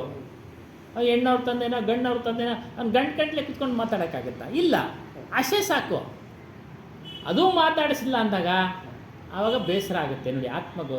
ಗೌರವ ಈ ರೀತಿಯಾಗಿ ಅದು ದೊಡ್ಡದು. ನೀನು ಎಲ್ಲೋ ಹುಡುಕ್ತಾ ಇದೆಯಾ, ನಿನ್ನ ಗೌರವವನ್ನು ಹೊರಗಡೆ ಹುಡುಕ್ತಾ ಇದೆಯಾ, ಅಂದರೆ ಪರಮಾತ್ಮನನ್ನು ಹೊರಗಡೆ ಹುಡುಕ್ತಾ ಇದೆಯಾ? ಹೊರಗಡೆ ಇಲ್ಲ, ನಿನ್ನಲ್ಲೇ ಇದ್ದಾನೆ ಪರಮಾತ್ಮನ. ಹುಡುಕೋ, ಅವನೇ ಶಾಶ್ವತವಾದ ಸುಖವನ್ನು ಕೊಡ್ತಕ್ಕಂಥವ್ರು. ಪೂಜೆ ಪುನಸ್ಕಾರ ಅದನ್ನೆಲ್ಲ ಮಾಡ್ತಾಯಿದ್ರೆ ಮತ್ತೆ ನಾವು ಅನುಭವಿಸೋದಕ್ಕೆ ಜನ್ಮ ಬರಬೇಕು. ಇಲ್ಲೆಲ್ಲ ಹಾಕಿದ್ದಾರೆ ನೋಡಿ, ಒಂದು ಕೆಟ್ಟ ಕರ್ಮಗಳಿಗಷ್ಟೇ ಶಿಕ್ಷೆಯಾಗುವುದಿಲ್ಲ. ಏನೋ ಶಿಕ್ಷೆ ಆಗೋದಿಲ್ಲ ಅಂತಂದರೆ ಆಗುತ್ತೆ. ಅಳತೆ ಮೀರಿದ ಒಳ್ಳೆಯತನಕ್ಕೂ ಕೆಲವೊಮ್ಮೆ ಶಿಕ್ಷೆಯಾಗುತ್ತದೆ. ಅಳತೆ ಮೀರಿ ಪುಣ್ಯದ ಕಾರ್ಯ ಅಂತೇಳಿ ನಾವು ಮಾಡ್ತಾ ಇರ್ತೀವಲ್ಲ, ಅವುಗಳಿಗೂ ಶಿಕ್ಷೆ. ಏನು ಶಿಕ್ಷೆ? ಹುಟ್ಟೋದೇ ಶಿಕ್ಷೆ. ಏನೋ ಅದು ಇನ್ನೊಂದು ಸರಿ ಮಾತಾಡೋಣ. ಹುಟ್ಟುವುದೇ ಶಿಕ್ಷೆ. ಹುಟ್ಟಿದ ಮೇಲೆ ಏನು, ದೇಹ ಬಂದ ಮೇಲೆ ಸುಖವಾಗಿದೆಯಾ? ದೇಹ ನೆಗಡಿ, ತಲೆನೋವು, ವಯಸ್ಸಾಗ್ತಾ ಕಾಲು ನೋವು, ವಯಸ್ಸಾಗ್ತಾ ಎಲ್ಲ ನೋವುಗಳು. ವಯಸ್ಸಿರೋ ಯಾವುದು ಕಾಣೋದಿಲ್ಲ. ವಯಸ್ಸಿರೋ ಅದಕ್ಕೇನು ಹೇಳಿದೋ, ಏನು ಶಿಕ್ಷೆ ಅಂತ ಅಂದರೆ ನಾವು ಪೂಜೆ ಪುನಸ್ಕಾರಗಳನ್ನು ಮಾಡ್ತೀವಿ, ಒಳ್ಳೇದಾಗತ್ತೆ, ಇಲ್ಲ ಅಂತ ಹೇಳಿಲ್ಲ. ಮುಂದಿನ ಜನ್ಮದಲ್ಲಿ ಶ್ರೀಮಂತನಾಗಿ ಹುಟ್ಟಿ ಅದೆಲ್ಲ ಅನುಭವಿಸೋಕೆ ಏನು ಬೇಕು ನಮಗೆ? ದೇಹ ಬೇಕು. ಏನು ಅನುಭವಿಸ್ತೀರಾ?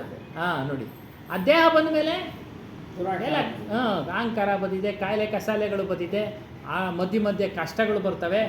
ಸುಖನೇ ಇದೆಯಾ ಶಾಶ್ವತವಾಗಿ? ಸುಖನೇ ಇಲ್ಲ. ಮಧ್ಯದಲ್ಲಿ ಏನೇನೋ ಅಡಚಣೆಗಳು, ಪತ್ನಿ ಮಕ್ಕಳು ಇವರೆಲ್ಲ ಸರಿಯಾಗಿದ್ದರೆ ಪರವಾಗಿಲ್ಲ. ಇಲ್ಲಾಂದರೆ ಎಷ್ಟೇ ಶ್ರೀಮಂತನಾಗಿದ್ರೆ ಏನು ಪ್ರಯೋಜನ ಅಲ್ವರಾ?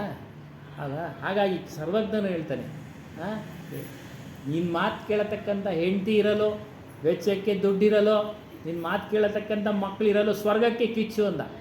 ಸ್ವರ್ಗನೇ ಇಲ್ಲೇ ಇದೆ, ಅದು ಇರಬೇಕಲ್ಲ. ಅಷ್ಟೊಂದು ಸೌಭಾಗ್ಯ ಸೌಕರ್ಯ ನಮಗೆ ಎಲ್ಲಿದೆ? ಇಲ್ಲ, ಎಲ್ಲೋ ಒಂದು ಲೋಪ. ಕಾರಣ ನಮ್ಮ ಒಂದು ಕರ್ಮಾನುಸಾರ. ಹಾಗಾಗಿ ಹೇಳ್ತಾರೆ, ಯೋಗಿ ಸಫಲತಾ ಕೂಂಜಿ ಮಾಂತೆ. ಯೋಗಕ್ಕೆ ಬಂದರು, ಯೋಗದ ವಿಚಾರ, ಹಠಯೋಗಗಳು. ಒಬ್ಬನು ಯಾರ ಕೈ ಹಿಂಗೆ ಹಿಡ್ಕೊಂಡಿದ್ದ, ಅವನು ಎಡಗೈನಾಗೆಲ್ಲ ಮಾಡ್ತಾ ಇರ್ತಾನೆ. ಕೇಳಿದ್ರೆ ಇದೊಂದು ಯೋಗ. ಆ ಯೋಗ ಮಾಡಬೇಡ ಕಣಯ್ಯ. ಯೋಗದ ಅರ್ಥ ಏನು ಅಂದರೆ ಕೂಡೋದು, ಜೋಡಿಸುವಿಕೆ.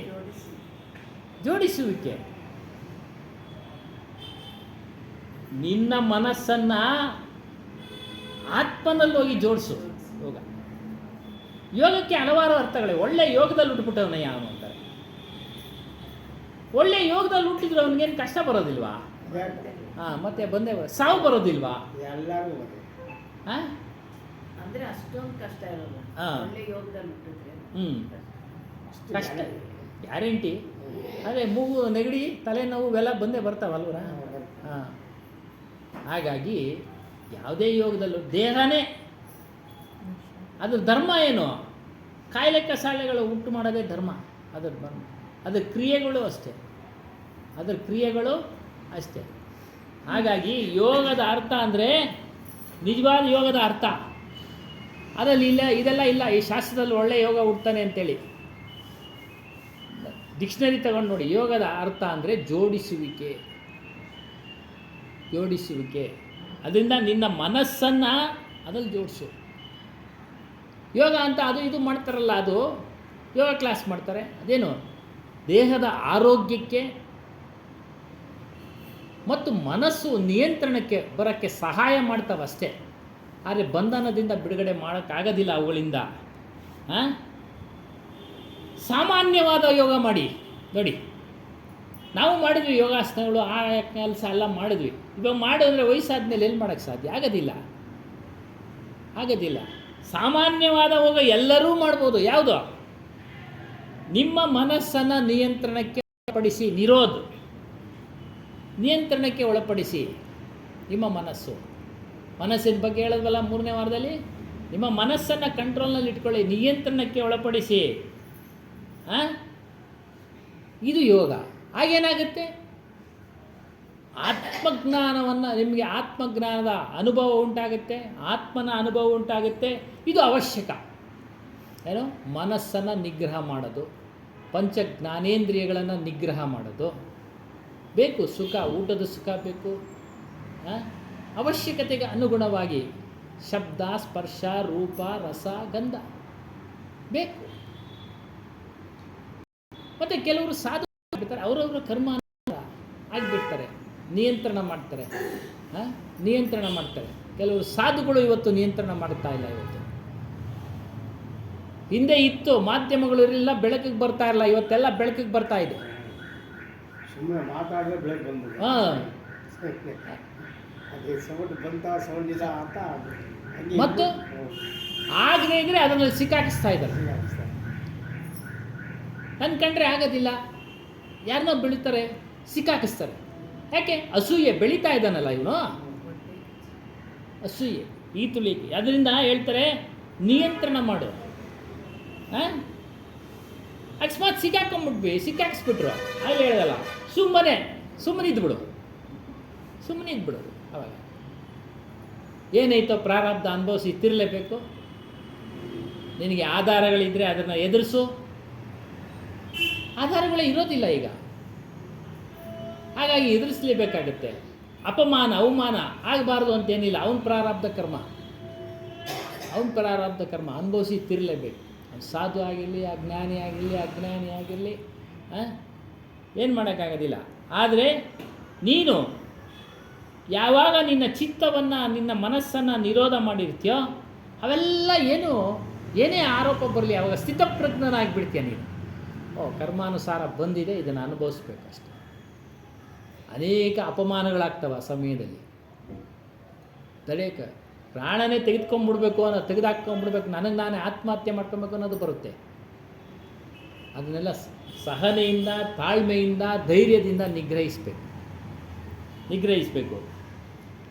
ಮತ್ತು ಈ ಚಿತ್ತ ನಿರೋಧ ಇದಕ್ಕೆಲ್ಲ ಏಕಾಗ್ರತೆ ಅನ್ನೋದು ವ್ಯಾವಹಾರಿಕ ಕ್ಷೇತ್ರದಲ್ಲೂ ಬೇಕು. ನೋಡಿ, ಅವರು ಬರೀ ಆಧ್ಯಾತ್ಮ ನೀನು ಇಲ್ಲಿಗೆ ಬಂದು ಸೇರ್ಕೊ ಅಂತ ಹೇಳ್ತಾ ಇಲ್ಲ ಕಬೀರ್ ಸಾಹೇಬರು. ವ್ಯಾವಹಾರಿಕದಲ್ಲೂ ನೀನು ಏಕಾಗ್ರತೆಯಿಂದ ಮಾಡಿದ್ರೇ ವ್ಯವಹಾರ ಚೆನ್ನಾಗಾಗೋದು. ಮನಸ್ಸಿಟ್ಟು ಕೆಲಸ ಮಾಡಿದ್ರೇ ಉತ್ತಮವಾದ ಫಲ ಬರೋದು.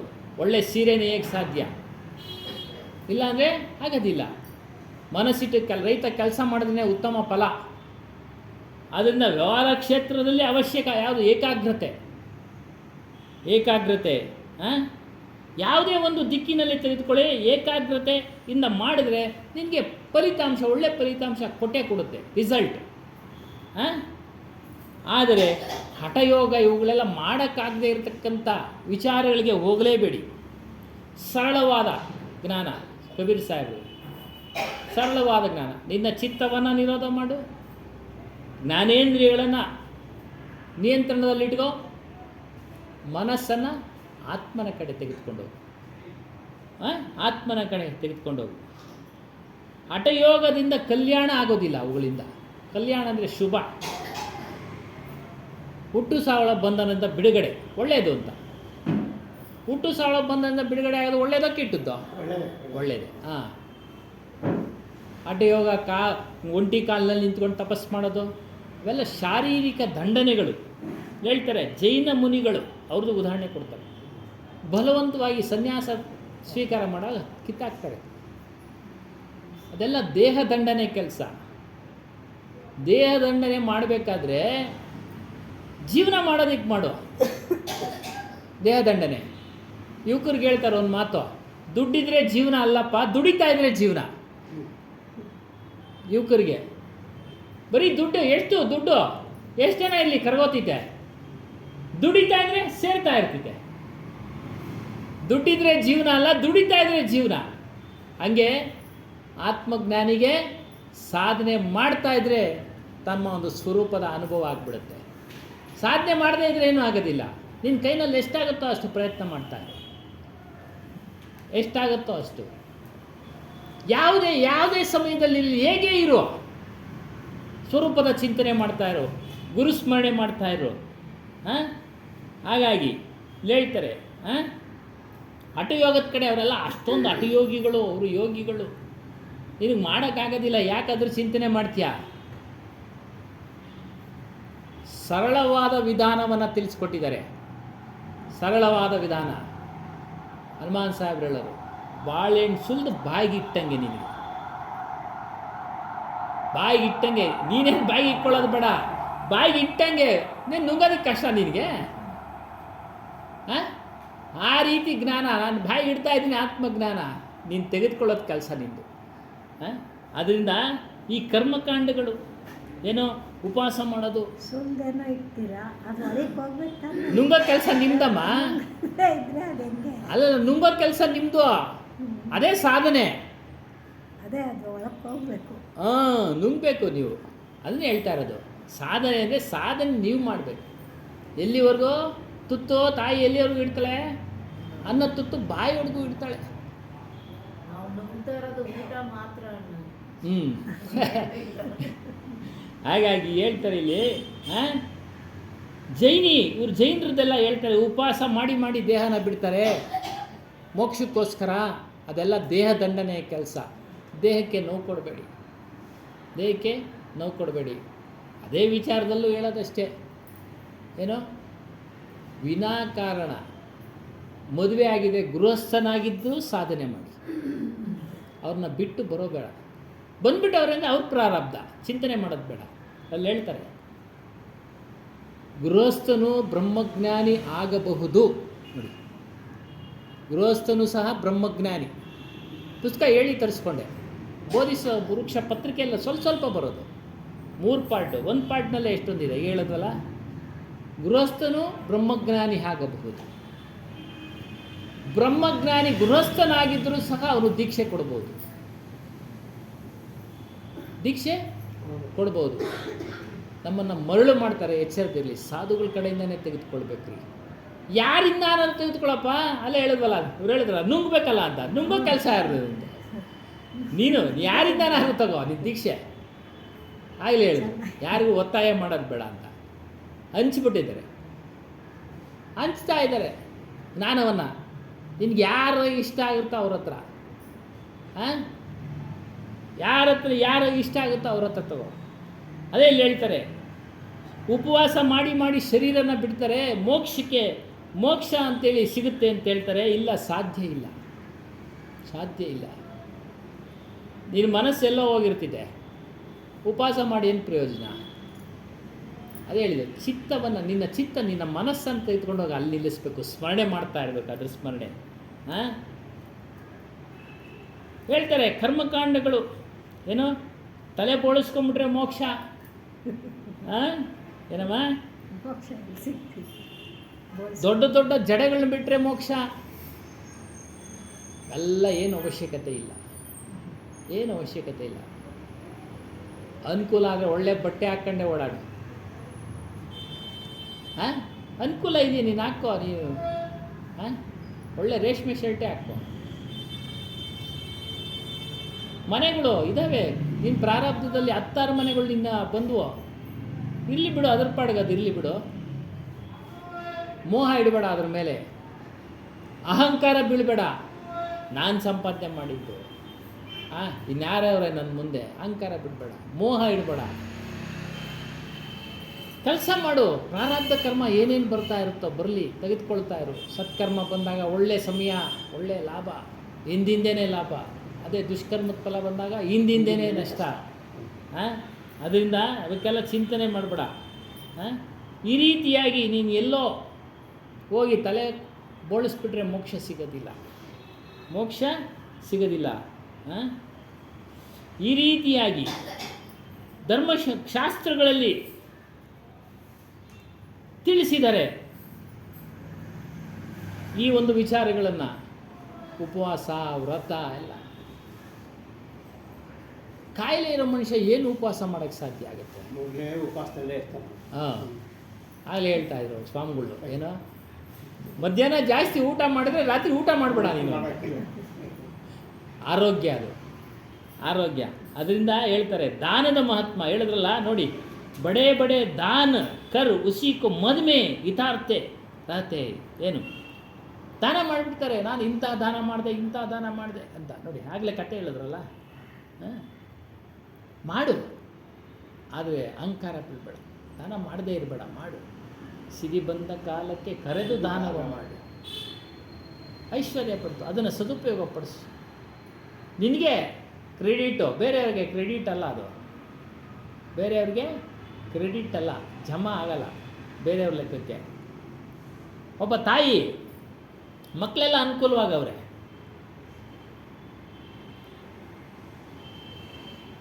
ಆಕೆನೂ ದಾನ ಮಾಡ್ತಾಳೆ. ಏನು ಅವ್ರು ಕೆಲಸ ಮಾಡ್ತಾಳಲ್ಲ, ಅದಕ್ಕೆ ಊಟ ಅಂತ ಹಾಕ್ತಾರೆ. ಇವಳು ಪಾಲಿನಲ್ಲಿ ಇವಳಿಗೆ ಎಲೆಗೆ ಊಟಕ್ಕೆ ಬೀಳುತ್ತಲ್ಲ, ಅದರಲ್ಲಿ ಒಂದು ಹಿಡಿ ಎತ್ತಿ ಪಕ್ಕಕ್ಕೆ ಇಡ್ತಾಳೆ. ಮಕ್ಕಳೆಲ್ಲ ಕೇಳ್ತಾರೆ ಯಾಕಮ್ಮ ಅದು ಅಂತ. ದಾನ ಕೊಡೋಕ್ಕೆ. ಯಾಕೆ ಅಲ್ಲೇ ಕೊಡ್ಬೇಕಾ, ಬೇಕಾದಷ್ಟೈತೆ ಮನೆಯಲ್ಲಿ, ಕೊಡೋಕ್ಕಾಗೋದಿಲ್ವಾ ಅಂತ ಕೇಳ್ತಾರೆ. ಅಲ್ಲಪ್ಪ, ನಾನು ಕೆಲಸ ಮಾಡಿದೆ ಇವತ್ತು ಈ ಮನೆಯಲ್ಲಿ, ನನಗೆ ಊಟ ಸಿಕ್ಕಿದೆ, ಇದು ನನ್ನ ಕಷ್ಟದ ದುಡಿಮೆಯ ಫಲ, ಅದಕ್ಕೆ ನಾನು ಎತ್ತಿಟ್ಟಿದ್ದೀನಿ ನೋಡಿ ದಾನ. ಹಾಗಾಗಿ ದಾನ ಮಾಡಿ, ದಾನ ಮಾಡಿ, ದಾನ ಮಾಡದೇ ಇರಬೇಡಿ. ಪಾತ್ರಗಳನ್ನು ಅರಿತು ದಾನ ಮಾಡಿ. ಹಣ ಎಲ್ಲಿ ಪೋಲಾಗ್ತಾ ಇದೆ ಗೊತ್ತಾದರೆ ಅಲ್ಲಿ ದಾನ ಮಾಡಬೇಡಿ ಹೇಳ್ತಾರೆ. ಇವಾಗ ಅವರೆಲ್ಲ ಕೊಡ್ತಾರೆ ಇಲ್ಲಿ, ಇವಾಗ ಏನೋ ಪ್ರಸಾದಕ್ಕೆ ನಾವೆಲ್ಲ ಲೆಕ್ಕ ಬರಿತೀವಿ. ಈಗ ಒಬ್ಬರು ಕೊಟ್ಟರು ಲೆಕ್ಕ ಬರಿತೀವಿ, ಇಷ್ಟು ಬಂತು, ಇಷ್ಟು ಆಶ್ರಮದಿಂದ ಇಷ್ಟು ಖರ್ಚು, ಇಷ್ಟಿದೆ, ನಮ್ಮ ಲೆಕ್ಕ ನೋಡ್ತಾರೆ. ಹಾಗೆ ಎಲ್ಲಿ ಆಗುತ್ತೋ, ಎಲ್ಲಿ ಮೋಸ ಆಗುತ್ತೋ ಅಲ್ಲಿ ಕೊಡೋ. ದಾನ ಮಾಡಿ, ಎಲ್ಲಿ ಬೇಕಾದ್ರೂ ದಾನ ಮಾಡಿ. ಒಂದು ಅನಾಥಾಶ್ರಮ ದಾನ ಮಾಡಿ, ಮಾಡಬಾರ್ದು ಅಂತ ನಾವು ಹೇಳ್ತಾ ಇಲ್ಲ, ಇಲ್ಲೇ ಮಾಡಿ ಅಂತಲೂ ಹೇಳ್ತಾ ಇಲ್ಲ. ಮಾಡಿ, ನಿಮ್ಮ ಅನುಕೂಲ. ಪಾತ್ರಗಳನ್ನ ಅರಿತು ದಾನ ಮಾಡಿ. ಈಗ ಹೇಳ್ತಾರೆ ಇಲ್ಲಿ, ಅಹಂಕಾರವನ್ನು ಬಿಡು. ಎಲ್ಲರದ್ದು ತಿಳಿಸ್ತಾರೆ ಇಲ್ಲಿ. ಒಬ್ಬ ಕವಿ, ದೊಡ್ಡ ಕವಿ, ಅವನು ನಾನಿಂಥ ದೊಡ್ಡ ಕವಿ ಅಂತೇಳಿ ಅಹಂಕಾರ ಬೀಳ್ತಾನೆ. ಅವನು ಗೌರವ ಬೇಕು. ಗೌರವ ಇಲ್ಲದೇ ಇದ್ದರೆ ಅವನು ಸರಿಯಾಗಿ ಮಾತನಾಡೋದಿಲ್ಲ. ಇದೆಲ್ಲ ಬಿಡಿ. ಅವನು ಗೌರವನ ಅಪೇಕ್ಷೆ ಪಡ್ತಾನೆ, ಸನ್ಮಾನ ಅಪೇಕ್ಷೆ ಪಡ್ತಾನೆ. ನೋಡಿ ಹೇಗಿರಬೇಕು ವ್ಯಕ್ತಿ ಅನ್ನೋದು ಹೇಳ್ತಾರೆ. ಹೇಗಿರಬೇಕು ವ್ಯಕ್ತಿ ಅನ್ನೋದು ಹೇಳ್ತಾರೆ. ಸದ್ಗುರುಗಳು ಹೇಳ್ತಾರೆ, ಎಲ್ಲರ ಗುಣ ಪ್ರಶಂಸನೆಗೆ ಒಳಪಟ್ಟಿದ್ದು. ಎಲ್ಲರ ಗುಣ, ನಿಮ್ಮಲ್ಲಿ ಎಲ್ಲ ಒಳ್ಳೆ ಗುಣ ಉಳ್ಳವರು ನೀವೆಲ್ಲ. ಯಾರ ಗುಣನೂ ತೆಗೆದುಹಾಕೋಂಗಿಲ್ಲ. ನಿಮ್ಮಲ್ಲೊಂದು ಒಳ್ಳೆ ಗುಣ ಇದೆ, ನಿಮ್ಮಲ್ಲೊಂದು ಒಳ್ಳೆ ಗುಣ ಇದೆ, ಅವರು ಪ್ರಶಂಸನೀಯ. ಆದರೆ ಆಧ್ಯಾತ್ಮಿಕ ದೃಷ್ಟಿಯಿಂದ ನೋಡಿದ್ರೆ ಅದು ಪ್ರಾಪಂಚಿಕವಾಗಿ ಒಳ್ಳೆ ಗುಣಗಳು ಬೇಕು, ಆದರೆ ಅದು ಆತ್ಮನ ಕಡೆ ತೆಗೆದುಕೊಂಡು ಹೋಗೋದಿಲ್ಲ. ನೀತಿವಂತನಾಗಿ ಬದುಕಬೇಕು, ತಿಳುವಳಿಕೆ ಉಳ್ಳವನಾಗಿ ಬದುಕಬೇಕು, ಅದು ಪ್ರಪಂಚಕ್ಕೆ ಬೇಕು. ಅದು ಆತ್ಮಜ್ಞಾನಕ್ಕೆ ಮೆಟ್ಟಿಲು, ಆತ್ಮಜ್ಞಾನಕ್ಕೆ ಮೆಟ್ಟಿಲುಗಳು. ಆ ಮೆಟ್ಟಿಲುಗಳನ್ನು ಉಪಯೋಗಿಸ್ಕೊಂಡು ನೀನು ಮೇಲೇರಬೇಕು. ಆ ಮೆಟ್ಟಿಲುಗಳನ್ನು ಉಪಯೋಗಿಸ್ಕೊಂಡು ನೀನು ನಿನ್ನ ಸ್ವರೂಪದವನ್ನು ತಿಳಿಯೋ ಕಡೆ ಹೋಗಬೇಕು. ಒಳ್ಳೆ ಗುಣ ಇದೆ, ನಮ್ಮೆಲ್ಲರಲ್ಲೂ ಒಳ್ಳೆ ಗುಣ ಇದೆ. ಆದರೆ ನಮ್ಮ ಮನಸ್ಸು ಮತ್ತು ಇಂದ್ರಿಯಗಳು ವಿಷಯಗಳಿಗೆ ಅಧೀನವಾಗಿದೆ. ನಮ್ಮ ಮನಸ್ಸು ಇಂದ್ರಿಯಗಳು ವಿಷಯಗಳಿಗೆ ಅಧೀನವಾಗಿದೆ. ಯಾವಾಗ ಅಧೀನ ಆಯಿತೋ ನಾವು ಕೊರಗ್ತಾ ಇರ್ತೀವಿ, ಶಿಥಿಲ ಆಗ್ತಾ ಇರ್ತೀವಿ. ನಾವು ಮಾನಸಿಕವಾಗಿ ಕೊರಗ್ತಾ ಇರ್ತೀವಿ, ದೈಹಿಕವಾಗಿ ಶಿಥಿಲ ಆಗ್ತಾ ಇರ್ತೀವಿ. ಅದರಿಂದ ಮೇಲೆ ಬರಬೇಕು ನಾವು, ಅದರಿಂದ ಮೇಲಿನ ಬರಬೇಕು. ಮತ್ತು ಈ ಶರೀರ ಯಾವುದರಿಂದ ಆಗಿದೆ? ಮಲಿನ ವಸ್ತುಗಳಿಂದ ಆಗಿದೆ. ಎಲ್ಲರ ಶರೀರ ಮಲಿನವಾದ ವಸ್ತುಗಳು. ಹೇಳಿ ಅಮ್ಮ. ರಕ್ತ, ಮೂಳೆ, ಮಾಂಸ ಇವುಗಳಿಂದ ಎಲ್ಲರ ಶರೀರ, ಗುರುಗಳ ಶರೀರ, ಎಲ್ಲರ ಪ್ರತಿಯೊಬ್ಬರು, ರಾಷ್ಟ್ರಪತಿಯ ಶರೀರ, ಪ್ರಧಾನಮಂತ್ರಿ ಶರೀರ, ಆಚಾರ್ಯರ ಶರೀರ, ಎಲ್ಲರ ಆದರೆ ಈ ಶರೀರದಿಂದಲೇ ಭವಬಂಧನದಿಂದ ಬಿಡುಗಡೆ ಮಾಡ್ಕೊಳ್ಳೋಕ್ಕೆ ಸಾಧ್ಯ. ಈ ಶರೀರದಿಂದಲೇ, ಈ ಶರೀರದಲ್ಲಿರ್ತಕ್ಕಂಥ ಮನಸ್ಸಿನಿಂದಲೇ. ಮನ ಏವ ಮನುಷ್ಯಾಣಂ ಕಾರಣಂ ಬಂಧ ಮೋಕ್ಷಾಯ. ಮನಸ್ಸೇ ಕಾರಣನಪ್ಪ. ಬಂಧನಕ್ಕೂ ಮನಸ್ಸೇ ಕಾರಣ, ಮೋಕ್ಷಕ್ಕೂ ಮನಸ್ಸೇ ಕಾರಣ. ಆ ಮನಸ್ಸಲ್ಲಿದೆ, ಪ್ರತಿಯೊಬ್ಬರ ಶರೀರದಲ್ಲೂ ಇದೆ. ಇದರ ಮೂಲಕ ನೀನು ಬಿಡುಗಡೆ ಮಾಡ್ಕೊಳ್ಬೋದು, ಇದರ ಮೂಲಕ ಬಿಡುಗಡೆ ಮಾಡ್ಕೊಳ್ಬೋದು. ಆದರೆ ಮನುಷ್ಯ ಜನ್ಮವೇ ಶ್ರೇಷ್ಠ. ಮನುಷ್ಯ ಜನ್ಮನೇ ಶ್ರೇಷ್ಠನಪ್ಪ. ನೋಡಿ, ಮಲಿನವಾದ ಶರೀರ, ಮನುಷ್ಯ ಜನ್ಮನೇ ಶ್ರೇಷ್ಠ. ಯಾಕೆ? ಬುದ್ಧಿ ಇದೆ, ಮನಸ್ಸಿದೆ, ಯೋಚನೆ ಮಾಡೋ ಶಕ್ತಿ ಇದೆ, ಅರಿಯುವ ಲಕ್ಷಣ ಇದೆ. ಮನುಷ್ಯ ಪ್ರಾಣಿಗಳಲ್ಲೂ ಅರಿಯ ಲಕ್ಷಣ ಇದೆ, ಆದರೆ ಅದು ಕಡಿಮೆ ಮಟ್ಟ. ತಿಳ್ಕೊಳ್ಳುವಂಥ ಶಕ್ತಿ ಇಲ್ಲ. ನಾನು ಯಾರು ಅಂತ ವಿಚಾರ ಮಾಡೋ ಶಕ್ತಿ ಇಲ್ಲ. ಆಹಾರ, ನಿದ್ರಾ, ಮೈಥುನ, ಭಯ. ಅದಕ್ಕೂ ಮನುಷ್ಯನಿಗೆ ಆಹಾರ ಬೇಕು, ಮನುಷ್ಯ ನಿದ್ರೆ ಬೇಕು, ಸ್ತ್ರೀ ಪುರುಷ ಸಂಬಂಧ ಬೇಕು, ಮನುಷ್ಯನಿಗೂ ಭಯ, ಅದಕ್ಕೆ ಜೀವ ಭಯ. ಅದೇ ರೀತಿ ನೀನು ಜೀವನ ಮಾಡ್ತಾ ಇದ್ದೀಯಪ್ಪ. ಸ್ಪೆಷಲ್ ಆಗಿ ವಿವೇಕ ಇದ್ರೋ ಆ ವಿವೇಕವನ್ನು ವಿವೇಚನೆ ಮಾಡದೆ, ಆಲೋಚನೆ ಮಾಡದೆ, ವಿವೇಕ ಇದೆಯಲ್ಲ, ನಾನು ಒಳ್ಳೊಳ್ಳೆ ಕೆಲಸಗಳನ್ನು ಮಾಡ್ಬೋದಲ್ಲ, ವ್ಯಾವಹಾರಿಕವಾಗಿ ಒಳ್ಳೊಳ್ಳೆ ಕೆಲಸಗಳನ್ನು ಮಾಡ್ಬೋದು. ಇನ್ನೂ ಒಳ್ಳೆ ಕೆಲಸ ತನ್ನನ್ನು ತಾನು ತಿಳಿಯೋದು. ಇದರಿಂದಲೇ ಸಾಧ್ಯ. ಈ ಮಲಿನವಾದ ಶರೀರದಿಂದಲೇ ಸಾಧ್ಯ ಅದನ್ನು ತಿಳಿಯೋಕ್ಕೆ, ತನ್ನ ಸ್ವರೂಪವನ್ನು ತಿಳಿಯೋಕ್ಕೆ, ಅವರವರ ಸ್ವರೂಪವನ್ನು ತಿಳಿಯೋಕ್ಕೆ. ಅದಕ್ಕೆ ಭವಬಂಧನೋನ್ಸೆ ವಹಿ ಬಚ್ ಸಕ್ತಾ ಹೈ. ಈ ಶರೀರನೇ ವಿಷಯಗಳಿಂದನೂ ಬಿಡುಗಡೆ ಮಾಡ್ಕೊಳ್ಳೋದು. ಮನಸ್ಸು ಮಾಡಿದ್ರೆ ಬಿಡುಗಡೆ ಮಾಡ್ಕೊಳ್ತಾನೆ. ಮನಸ್ಸು ಮಾಡೋದಕ್ಕೆ ಎಲ್ಲಿ ಸ್ಥಳ ನಿನಗೆ ಆ ವಿಚಾರಗಳು ತಿಳಿಸೋದು? ಸತ್ಸಂಗದಲ್ಲಿ. ಸ್ನೇಹಿತರು ಗೊತ್ತಿದ್ರೆ ಒಂದು ಎರಡು ತಿಳಿಸ್ತಾರೆ, ಇಲ್ಲಾಂದರೆ ಹರಟೆ ಅಷ್ಟೇ. ಯಾರ್ಯಾರದೋ ವಿಚಾರ, ಬೇಕು ಬೇಡದೇ ಇರತಕ್ಕಂಥ ವಿಚಾರ ಬರ್ತಾ ಇರ್ತವೆ. ಅದನ್ನು ಆದಷ್ಟು ಕಡಿಮೆ ಮಾಡ್ಕೊಳ್ಳಿ, ನಿಮ್ಗೆ ಅನುಕೂಲ. ಮುಪ್ಪಿನ ಕಾಲಕ್ಕೆ ಅನುಕೂಲ. ಹೇಗೆ? ಎಲ್ಲ ಸ್ನೇಹಿತರು ಯಾರು ಶಾಶ್ವತವಾಗಿ ಇರೋದಿಲ್ಲ. ಒಬ್ಬೊಬ್ಬರೇ ಖಾಲಿ ಆಗ್ತಾ ಇರ್ತಾರೆ ವಯಸ್ಸು ಆಗ್ತಾ ಇದ್ದಂಗೆ.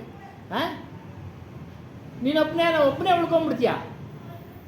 ಎಲ್ಲ ಸ್ನೇಹಿತರು ಹೊರಟೋದ್ರು, ಅವಾಗ ಯಾರು ಹೊಸ ಸ್ನೇಹಿತರು, ಮುದುಕನ ಜೊತೆ ಯಾರು ಹೊಸ ಸ್ನೇಹಿತರು ಆಗೋದಿಲ್ಲ. ಮುದುಕರೇ ಸೇರಬೇಕು ಅಲ್ವಾ? ನಡೆಯೋಕ್ಕೆ ಆಗೋದಿಲ್ಲ, ಆಚೆ ಕಡೆ ಬರೋಕ್ಕಲ್ಲ, ಎಲ್ಲಿ ಸ್ನೇಹಿತರು? ನೋಡಿ, ಆವಾಗ ನಿನಗೆ ಕೆಲಸಕ್ಕೆ ಬರುತ್ತೆ. ಯಾವುದು? ಆತ್ಮಜ್ಞಾನ, ಚಿಂತನೆ, ಮನನ. ಏನೇ ಧ್ಯಾನದ ಬಗ್ಗೆ ಹೇಳಿದ್ರು, ಚಿಂತನೆಯೇ ಧ್ಯಾನ. ಏನು? ಆತ್ಮದ ಚಿಂತನೆಯೇ ಧ್ಯಾನ. ನೋಡಿ, ನಿಮ್ಮನ್ನು ತಿಳಿದ ಮೇಲೆ ಸತ್ಸಂಗ ಕೇಳಿದ್ದನ್ನು ಅದನ್ನು ಮನನ ಮಾಡೋದೇ ಧ್ಯಾನ. ಪ್ರಾರಂಭದ ಹಂತ ಅವೆಲ್ಲ. ಮಾಡ್ತಾ ನೀನು ಯಾವ ಆ ಸ್ಥಿತಿಗೆ ಹೋಗ್ಬಿಡ್ತೀಯ. ನಿನ್ನ ಒಂದು ಸ್ವರೂಪದ ಸ್ಥಿತಿನ ಅನುಭವಿಸ್ತಾ ಇರ್ತೀಯ. ಹಾಗಾಗಿ ಬೇಕು ಈ ಶರೀರ. ಬೇರೆ ಶರೀರಗಳಲ್ಲಿ ಸಾಧ್ಯ ಇಲ್ಲ.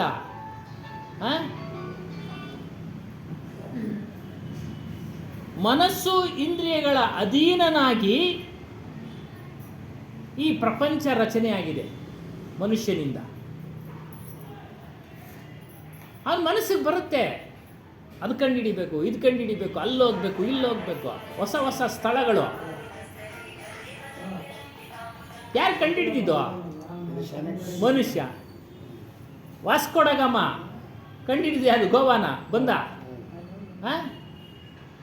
ಆಗ ಈ ಪ್ರಪಂಚದಲ್ಲಿ ಏನೇನು ಆಗ್ತಾ ಇದೆಯೋ ಎಲ್ಲ ಮನುಷ್ಯನಿಂದಲೇ.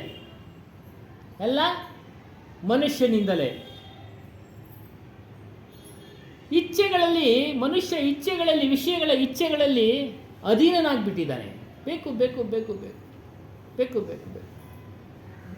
ಊಟ ಮಾಡೋಕ್ಕಾಗ್ತಾ ಇಲ್ಲ, ರುಚಿಯಾದ ಊಟ ಬೇಕು. ರುಚಿಯಾದ ಊಟ ಬೇಕು. ಅರಗಿಸ್ಕೊಳ್ಳೋಕೆ ಆಗ್ತಾ ಇಲ್ಲ, ತಿನ್ನಬೇಕು ಅನ್ನೋ ಆಸೆ, ತಿಂದ ಮೇಲೆ ಕಾಯಿಲೆ ಕಸಾಲೆ.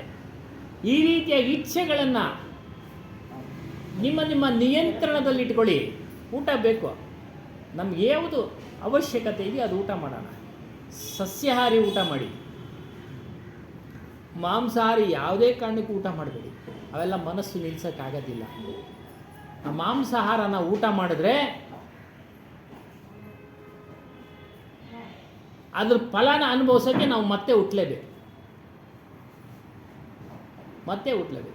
ಅದನ್ನು ಹತ್ಯೆ ಮಾಡಿ ನಿಮಗೆ ತಂದು ಮಾರಾಟ ಮಾಡೋದು ಭಾಗ ಆಗುತ್ತೆ. ಅದು ಪಾಪ ಭಾಗ ಆಗುತ್ತೆ.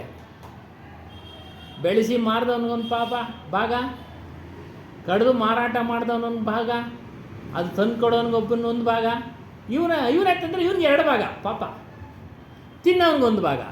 ಮನೆ ಹೆಂಗಸರುಗಳೇ ತರ್ತಾರೆ, ಅವಾಗ ಇಲ್ಲ ಗಂಡಸರು ತರ್ತಾರೆ. ಏನಮ್ಮ? ಬೇಯಿಸೋರ್ಗೊಂದು ಭಾಗ. ನೋಡಿ ಚೆನ್ನಾಗಿ ಹೇಳುತ್ತೆ. ಹಾಗಾಗಿ ಭಾಗ ಅವೆಲ್ಲ ಪಾಪದ ಭಾಗ, ಅದನ್ನು ಭೋಗಿಸ್ಲೇಬೇಕು. ಹಾಗಾಗಿ ಅವೆಲ್ಲ ಮಾಡಬೇಡಿ. ಅದ್ಭುತವಾಗಿ ಹೇಳ್ತಾರೆ ಕಬೀರ್ ಸಾಹೇಬರು, ನಡೆಯುವಾಗ ನೋಡ್ಕೊಂಡು ನಡೆಯಪ್ಪ. ನೀನು ನಿನ್ನ ಕಾಲು ಕೆಳಗಡೆ ಯಾವುದನ್ನ ಕ್ರಿಮಿಗಳು ಸಿಗಾಕೊಂಡು ಸತ್ತೋಗ್ಬಿಡ್ತವೆ, ನೋಡ್ಕೊಂಡು ನಡಿ. ಆಗ್ಬಿಡ್ತವೆ ಅಕಸ್ಮಾತಾಗಿ, ಅವೆಲ್ಲ ಅಸಹಾಯಕ. ನಾವು ಏನು ಮಾಡೋಕ್ಕಾಗಲ್ಲ. ಭೂಮಿನಲ್ಲಿ ಬೆಳೆ ಬೆಳೀತಾರೆ, ಅನೇಕ ಸಣ್ಣ ಸಣ್ಣ ಕ್ರಿಮಿಗಳು ಸಾಯ್ತವೆ, ಅಸಹಾಯಕ. ಅವುಗಳು ಪ್ರಾರಂಭ. ಅದನ್ನು ನಾವೇನು ಮಾಡೋಕ್ಕಲ್ಲ. ಉದ್ದೇಶವಾಗಿ ಮಾಡೋಕ್ಕೋಗ್ಬೇಡ. ಈ ರೀತಿಯ ಇಚ್ಛೆಗಳನ್ನು ಬಿಡುವಂತನಾಗೋ. ಮತ್ತು ಮನುಷ್ಯನಲ್ಲಿ ಇರತಕ್ಕಂಥ ಜ್ಞಾನ ವಿಜ್ಞಾನಿಗಳೇ ಈ ಪ್ರಪಂಚದಲ್ಲಿ ಅನೇಕ ವಸ್ತುಗಳನ್ನು ತಯಾರು ಮಾಡೋದಕ್ಕೆ ಕಾರಣ. ರಾಕೆಟ್ ಆಗಿರ್ಬೋದು, ಫ್ಲೈಟ್ ಆಗಿರ್ಬೋದು, ರೈಲ್ ಆಗಿರ್ಬೋದು, ಮತ್ತೊಂದು ಟಿ ವಿ ಆಗಿರ್ಬೋದು, ಮೊಬೈಲ್ ಆಗಿರ್ಬೋದು. ಇಷ್ಟರಲ್ಲಿ ಎಷ್ಟೊಂದು ಇರುತ್ತೆ ನೋಡಿ. ಹೌದು, ಸುಮ್ಮನೆ ಎಷ್ಟೊಂದು ಇರ್ತಿದೆ. ಕಂಡುಹಿಡಿದಿದ್ದಾರು ಮನುಷ್ಯ. ಅದು ಇರಲಿ, ನಿನ್ನ ಜೀವನಕ್ಕೆ ನೀನೇನೋ ಕೆಲಸ ಮಾಡ್ತಾ ಇದ್ದೀಯ, ಒಂದು ಟಿ ವಿ ರಿಪೇರಿ ಮಾಡೋದೇ ಕೆಲಸ ನಿಂದು, ಜೀವನೋಪಾಯಕ್ಕಿರಲಿ. ಆದರೆ ನಿನ್ನನ್ನು ನೀನು ತಿಳಿದೇ ಹೋದ ಪಕ್ಷದಲ್ಲಿ ಅವೆಲ್ಲ ಏನು ಪ್ರಯೋಜನ ಇಲ್ಲ.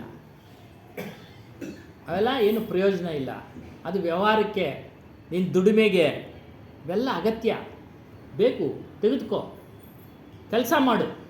ನೋಡಿ, ಅಲ್ಲಲ್ಲಿ ಹೇಳ್ತಾನೆ ಇರ್ತಾರೆ, ಕೆಲಸ ಮಾಡು, ದುಡಿ, ಗಳಿಸು, ದಾನ ಮಾಡು, ಪೋಷಣೆ ಮಾಡು ಹೆಂಡತಿ ಮಕ್ಕಳನ್ನ.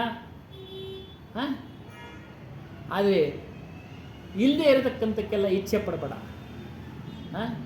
ಬಾರದೇ ಇರತಕ್ಕಂಥಕ್ಕೆಲ್ಲ ಇಚ್ಛೆ ಪಡಬೇಡ. ನಿನಗೇನು ಬರಬೇಕೋ ಬಂದೇ ಬರುತ್ತೆ. ಬಾರದು ಬಪ್ಪದು ತಪ್ಪದು. ನಿನ್ನ ಸಂಸ್ಕಾರಕ್ಕೆ, ನಿನ್ನ ಕರ್ಮಗಳಿಗೆ ಅನುಗುಣವಾಗಿ ನಿನಗೆ ಬಂದೇ ಬರುತ್ತೆ. ನೀನು ಅದೃಷ್ಟನ ನಂಬಿ ಕುಳಿತುಕೊಂಬೇಡ, ನಾನು ಇಂಥ ಯೋಗದಲ್ಲಿ ಹುಟ್ಟುಬಿಟ್ಟಿದ್ದೀನಿ ಅಂತ. ಅದಕ್ಕೆ ಚಾಣಕ್ಯ ಹೇಳ್ತಾನೆ, ನೀನು ಪ್ರಯತ್ನ ಪಟ್ಟರಲ್ಲ ಆ ಯೋಗ ನಿನ್ನ ಹತ್ರಕ್ಕೆ ಬರೋದು, ನಿನ್ನ ಹತ್ರಕ್ಕೆ ಹೋಗಿ ಬರೋದು. ಇನ್ನು ಕುತ್ತಿತಾವೆ ಬರುತ್ತಾ? ಅದರಿಂದ ಸಂತುಷ್ಟ, ದುಡಿ, ಬಂದಿದ್ರಲ್ಲಿ ತೃಪ್ತಿಯಿಂದ ಜೀವನ ಮಾಡುವಂತನಾಗು. ಮನುಷ್ಯ ಏನು ಮಾಡ್ತಾನೆ? ಗುಲಾಮನಾಗ್ಬಿಟ್ಟಿದ್ದಾನೆ. ಮನಸ್ಸಿಗೆ ಗುಲಾಮ, ಇಂದ್ರಿಯಗಳಿಗೆ ಗುಲಾಮ ಆಗಿ ನಾನಾ ವ್ಯಸನಗಳು. ವ್ಯಸನ ಅಂದರೆ ಮೋಹ. ಒಬ್ಬನಿಗೆ ಕುಡಿಯೋ ಮೋಹ, ಒಬ್ಬನಿಗೆ ತಿನ್ನೋ ಮೋಹ, ಒಬ್ಬನಿಗೆ ಧೂಮಪಾನದ ಮೋಹ, ಇನ್ನೊಂದು ಇತ್ಯಾದಿ ಎಷ್ಟೊಂದವೆ. ಅವುಗಳಲ್ಲಿ ಬಿದ್ದು ದುಃಖ ಪಡ್ತಾ ಇದ್ದಾನೆ. ಅವುಗಳಿಂದ ದೂರ ಇರಿ. ನೋಡಿ, ಎಲ್ಲ ನೈತಿಕ ವಿಚಾರ, ಆಧ್ಯಾತ್ಮ ವಿಚಾರ ಬರ್ತಾ ಇದೆ, ನೈತಿಕ ವಿಚಾರ ಬರ್ತಾ ಇದೆ. ತನು ಶುದ್ಧಿ, ದೇಹ ಶುದ್ಧಿ ಮಾಡ್ಕೊಳ್ಬೇಕು. ಸ್ನಾನ ಮಾಡೋದೊಂದು ಭಾಗ. ಆ ದೇಹವನ್ನು ಹಲವಾರು ಕಡೆ ತೆಗೆದುಕೊಂಡು ಹೋಗಬೇಡ. ಧೂಮಪಾನದ ಮನೆಗೆ, ಮದ್ಯಪಾನದ ಮನೆಗೆ, ಮತ್ತೊಂದು ಅನೇಕ ಮನೆ ಇವೆ. ಜೂಜಾಟದ ಮನೆ ಐತೆ ಅಲ್ವರಾ? ಮತ್ತೊಂದು ಮನೆಗಳೆಲ್ಲ ಅವೆ, ಅನೇಕ ಮನೆಗಳವೆ. ಅವುಗಳಿಗೆಲ್ಲ ತಗೊಂಡೋಗ್ಬೇಡ ದೇಹನ. ನೋಡಿ, ದೇಹ ಶುದ್ಧಿ ಅಂದರೆ ಹಿಂಗೆ. ದುಃಖ ಪಡ್ತೀಯ, ನಿನಗೆ ದುಃಖ ಬರುತ್ತೆ. ಮತ್ತು ಬಾಯೇ ದಹಿನೆ ತಜು ಬಿಕಾರ್ ನೀಜು ಕೈ ಹರಿಪದ್ ಗಹಿಯ. ಎಡಗಡೆ ಬಲಗಡೆ, ಹಿಂದೆ ಮುಂದೆ, ಈ ರೀತಿ ಅನೇಕ ವಿಕಾರಗಳು ನಿನ್ನನ್ನು ಸುತ್ತಕೊಂಡಿದೆ. ಏನು? ಕಾಮ, ಕ್ರೋಧ, ಲೋಭ, ಮೋಹ, ಮದ, ಮತ್ಸರ ಸುತ್ತಕೊಂಡಿರ್ತಿದೆ. ಅವುಗಳನ್ನೆಲ್ಲ ನೀನು ಬಿಡುಗಡೆ ಮಾಡ್ಕೊಬೇಕು. ಬಿಡುಗಡೆ ಮಾಡ್ಕೊಂಡ್ರೆ ಮಾತ್ರ ನಿನ್ನ ಸರ್ವೋಚ್ಚ ಸ್ಥಿತಿ, ಉತ್ತಮವಾದ ಸ್ಥಿತಿನ, ಆ ಹರಿಯನ್ನು, ಆ ಪರಮಾತ್ಮನನ್ನು ದರ್ಶನ ಅನುಭವ ಮಾಡೋಕ್ಕೆ ಸಾಧ್ಯ, ಅನುಭವಕ್ಕೆ ಬರೋದಕ್ಕೆ ಸಾಧ್ಯ ಆಗುತ್ತೆ. ಅವುಗಳಿಗೆಲ್ಲ ಹಠಯೋಗ ಮಾಡೋದ್ರಿಂದ, ಒಂಟಿ ಕಾಲಲ್ಲಿ ತಪಸ್ಸು ಮಾಡೋದ್ರಿಂದ ಬೇಡ. ಸರಳವಾದ ಆಸನದಲ್ಲಿ ಕುಳಿತುಕೊಳ್ಳಿ. ನಿಮ್ಗೆ ಹೇಗಾಗುತ್ತೋ, ಚೇರ್ ಮೇಲೆ ಆಗುತ್ತಾ ಚೇರ್ ಮೇಲೆ ಕೂತ್ಕೊಳ್ಳಿ, ನೆಲದ ಮೇಲೆ ಆದರೆ ನೆಲದ ಮೇಲೆ ಕುಳಿತುಕೊಳ್ಳಿ. ಚಿಂತನೆ ಮಾಡಿ, ಆತ್ಮಚಿಂತನೆ, ಆತ್ಮಜ್ಞಾನ, ಸ್ವರೂಪದ ಸ್ಮರಣೆ, ಗುರುಸ್ಮರಣೆ ಅಗತ್ಯವಾಗಿ ಮಾಡಿ. ಮಾತಾಡದೇ ಇರೋದು, ಮೌನವಾಗಿರೋದು ಏನು ಪ್ರಯೋಜನ ಇಲ್ಲ. ಮನಸ್ಸು ಮಾತಾಡ್ತಾ ಇರ್ತಿದೆ, ಬಾಯಿ ಮಾತಾಡಲ್ಲ, ಮನಸ್ಸು ಮಾತಾಡ್ತಾ ಇರ್ತಿದೆ. ನಾನು ಮೌನಿನಪ್ಪ ಅವ್ನು ಹೇಳ್ತಾರೆ, ಅವ್ನು ಮೌನ ವ್ರತ ಮಾಡ್ತಾ ಇದ್ದಾನೆ ಅಂತ. ಅವ್ನ ಮನಸ್ಸು ಮೌನ ಆಗಿದೆಯಂತ ಇಲ್ಲ, ಹರಿದಾಡ್ತಾ ಇರುತ್ತೆ. ಹಾಗಾಗಿ ಎಚ್ಚರ ಇರಿ. ಒಬ್ಬ ಋಷಿ, ಒಬ್ಬ ಭಕ್ತ, ಇವನದೊಂದು ಮನೆ, ಅದ್ರ ಎದುರುಗಡೆ ಒಂದು ವೇಶ್ಯ ಮನೆ. ಇವನು ಕೇವಲ ಬಾಹ್ಯದ ಪೂಜೆ ಮಾಡ್ತಾ ಇರ್ತಾನೆ, ಮನಸ್ಸಿನೆಲ್ಲ ಅಲ್ಲಿ ಚಿಂತೆ. ಯಾರು ಬಂದರು, ಯಾರು ಹೋದರು. ಆಕೆ ಮಾಡ್ತಾ ಇರೋ ಕೆಲಸ, ಅವಳು ಪ್ರಾರಬ್ಧ ಕರ್ಮ, ಏನೋ ಅವಳ ಕೆಲಸ ಅವಳು ಮಾಡ್ಕೊತಾಳೆ ಹೊಟ್ಟೆಪಾಡಿಗೆ. ಅವಳಿಗೆ ಭಗವಂತನ ಚಿಂತೆ. ಕತೆಗಳು, ಕಾಲ್ಪನಿಕ ಕತೆಗಳು. ಸತ್ತೋದ್ಮೇಲೆ ಇವಳನ್ನ ವೈಕುಂಠಕ್ಕೆ ಕರ್ಕೊಂಡು ಹೋಗಿ ಬರ್ತಾರಂತೆ, ಅವನ್ನ ನರಕಕ್ಕೆ ಕರ್ಕೊಂಡು ಹೋಗಿ ಬರ್ತಾರಂತೆ. ಯಾಕಯ್ಯ, ನಾನು ದಿನ ಪೂಜೆ ಮಾಡ್ತಾ ಇದ್ದೆ, ನೀನು ಮಾನಸಿಕವಾಗಿ ಬೇರೆ ಪೂಜೆ ಮಾಡ್ತಾ ಇದ್ದಪ್ಪ. ನೀನು ಮಾನಸಿಕವಾಗಿ ಬೇರೆ ಪೂಜೆ ಮಾಡ್ತಾ ಇದ್ದೆ. ಅವಳು ವ್ಯವಹಾರವಾಗಿ ಅವಳು ದೇಹದ ಏನೋ ಮಾಡ್ತಾ ಇದ್ಲು, ಅವಳು ಮಾನಸಿಕವಾಗಿ ಭಗವಂತನ ಚಿಂತನೆ ಮಾಡ್ತಾ ಇದ್ಲು. ಅದಕ್ಕೆ ಆ ರೀತಿಯಾಗಿ ಹಠಯೋಗ ಮಾಡಬೇಕು ನಾವು. ಹಾಗೆ ಈಗ ಅವೆಲ್ಲ ಏನು ಬೇಕಾಗಿಲ್ಲ, ಅವೆಲ್ಲ ತಲೆ ಕೆಡಿಸ್ಕೊಂಬಿಡಿ. ಸರಳವಾಗಿ ಕುಳಿತುಕೊಳ್ಳಿ, ನಿಮ್ಮ ಕೈನೆಲ್ಲ ಆದಂಗೆ ಧ್ಯಾನ ಮಾಡಿ, ಸ್ಮರಣೆ ಮಾಡಿ, ಗುರು ಸ್ಮರಣೆ ಮಾಡಿ, ಗುರು ಏನು ಹೇಳಿರ್ತಾರೋ ಅದ್ರ ಸ್ಮರಣೆ ಮಾಡಿ, ಸ್ವರೂಪದ ಚಿಂತನೆ ಮಾಡಿ. ಮತ್ತು ದೊಡ್ಡ ದೊಡ್ಡ ಜಟೆಗಳನ್ನ ಬಿಟ್ಟರೆ ಅವೆಲ್ಲ ಏನು ಸಿಕ್ಕಿಲ್ಲ. ಸಾಧಾರಣವಾಗಿರಿ, ಸರಳವಾಗಿರಿ. ಅನುಕೂಲ ಆದರೆ ಒಳ್ಳೊಳ್ಳೆ ಬಟ್ಟೆಗಳನ್ನೇ ಹಾಕ್ಕೊಳ್ಳಿ, ಸಾಧಾರಣ ಬಟ್ಟೆಗಳನ್ನೇ ಹಾಕ್ಕೊಳ್ಳಿ.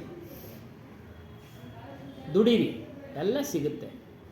ದುಡೀರಿ, ಅನ್ನ ಸಿಗುತ್ತೆ, ವಸ್ತ್ರ ಸಿಗುತ್ತೆ, ವಸತಿನೂ ಸಿಗುತ್ತೆ. ಆ ದುಡಿಯೋದ್ರ ಜೊತೆ ಈ ಸಾಧನೆಯನ್ನು ಮಾಡಿ. ನಿಮ್ಮನ್ನು ನೀವು ತಿಳಿಯೋದು, ಸತ್ಸಂಗ ಮಾಡೋದು, ಪಾತ್ರನ ನೋಡಿತು ದಾನ ಮಾಡೋದು, ಇವನ್ನೆಲ್ಲ ಮಾಡಿ. ಆಗ ನಿಮಗೆ ಖಂಡಿತವಾಗಲೂ ಅರಿ ಸಿಗ್ತಾನೆ, ನಿಮ್ಮ ಸ್ವರೂಪ ಸಿಗುತ್ತೆ.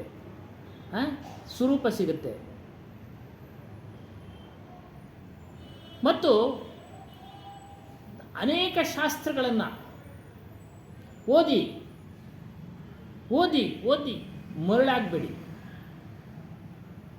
ಎಷ್ಟು ಅವಶ್ಯಕತೆ ಇದೆಯೋ ಅಷ್ಟು. ನಾನು ಪಂಡಿತ ಅನ್ನಿಸ್ಕೊಳ್ಬೇಕು, ಎಲ್ಲದಕ್ಕೂ ಉತ್ತರ ಕೊಡುವಂತನಾಗಿರಬೇಕು ಅನ್ನೋ ಒಂದು ಭ್ರಮೆಯಿಂದ ನಿಮ್ಮ ಒಂದು ಸಮಯವನ್ನು ಹಾಳು ಮಾಡ್ಕೊಂಬೇಡಿ. ನಿಜವಾದ ಓದನ್ನು ಓದಿ, ಆತ್ಮವಿದ್ಯೆಗೆ ಸಂಬಂಧಪಟ್ಟಂಥ ವಿಚಾರಗಳನ್ನು ಬರೋದಾದರೆ ಓದಿ. ಆದರೆ ನಿದ್ದೆಗೆಟ್ಟು ಓದೋದು ಬೇಡ. ಅವಶ್ಯಕತೆಗೆ ಎಷ್ಟೋ ಅಷ್ಟು.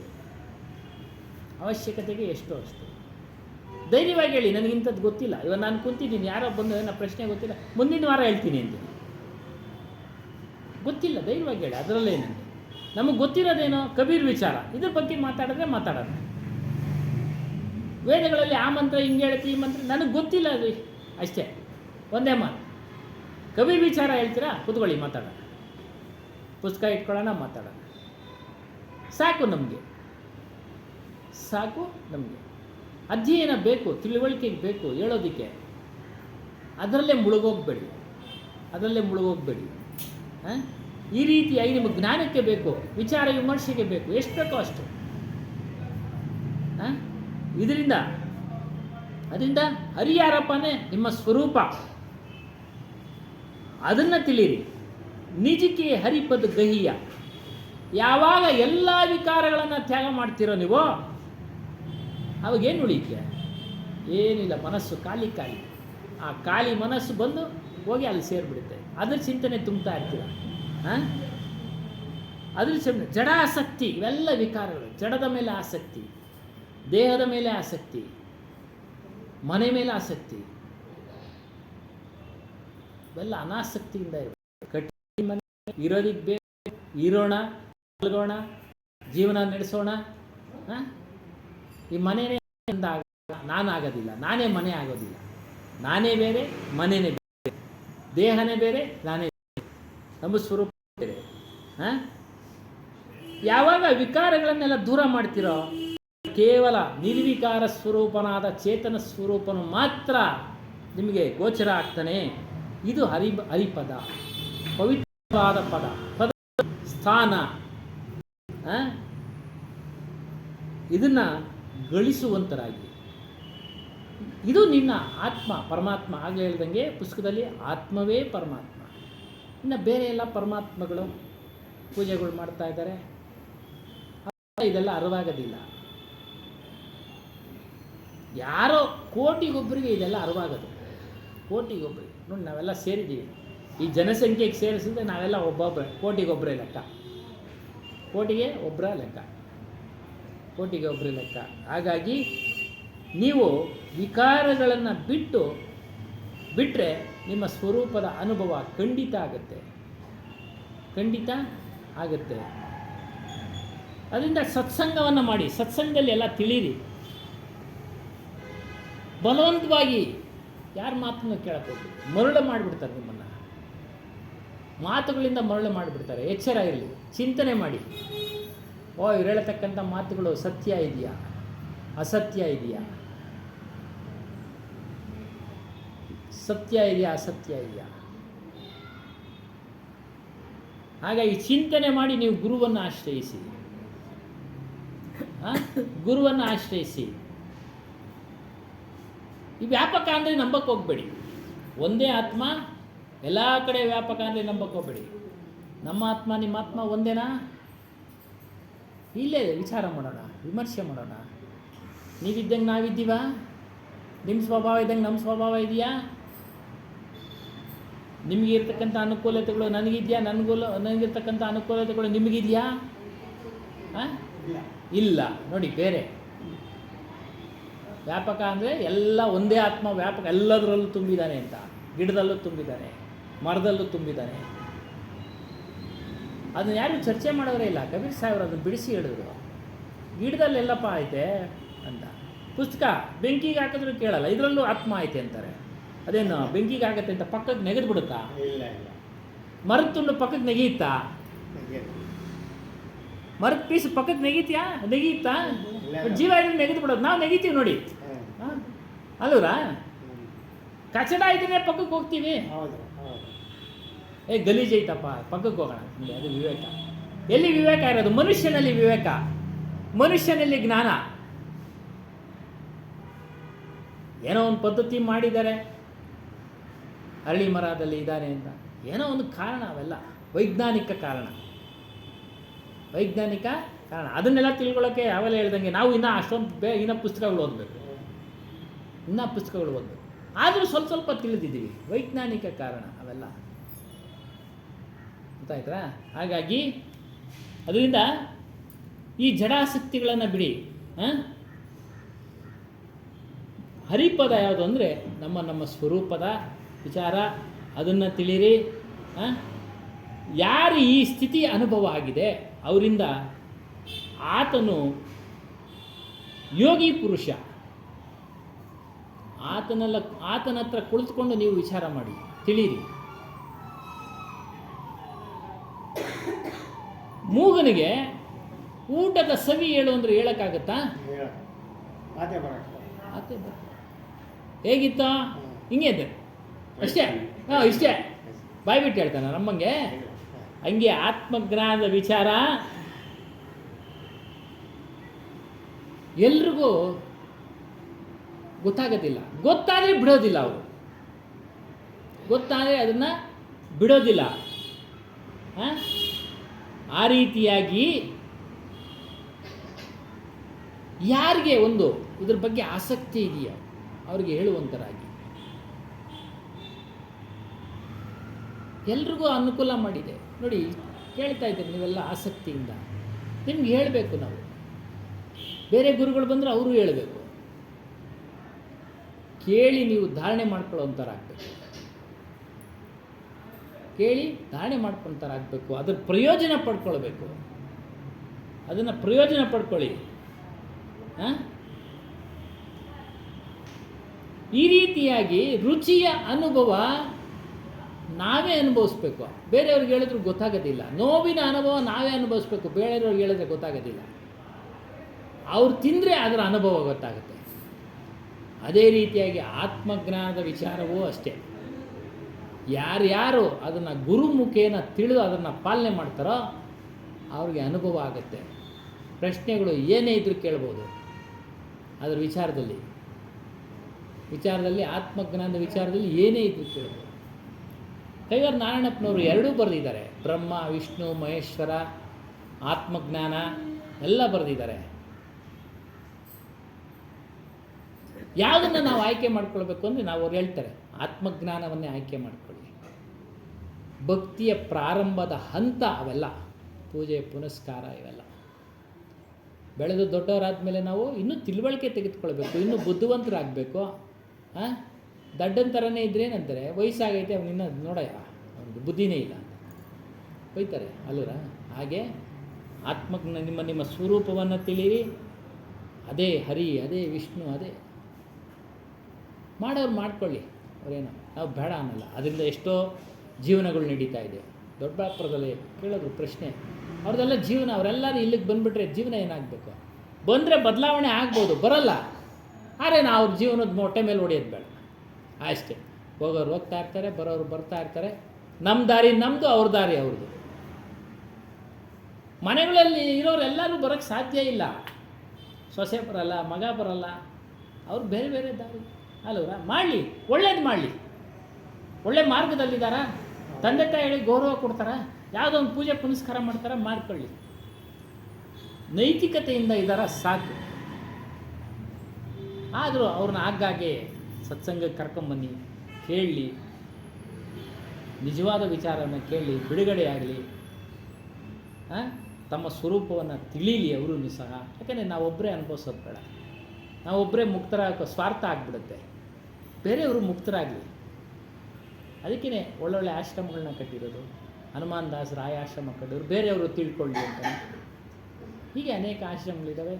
ಹಾಗಾಗಿ ನಮ್ಮನ್ನು ನಾವು ತಿಳ್ಕೊಂಡ್ರೆ ಅದೇ ನಿಜವಾದ ಹರಿಯ ಪದ, ಪರಮ ಪದ, ಪವಿತ್ರವಾದ ಪದವಿ ಅದು.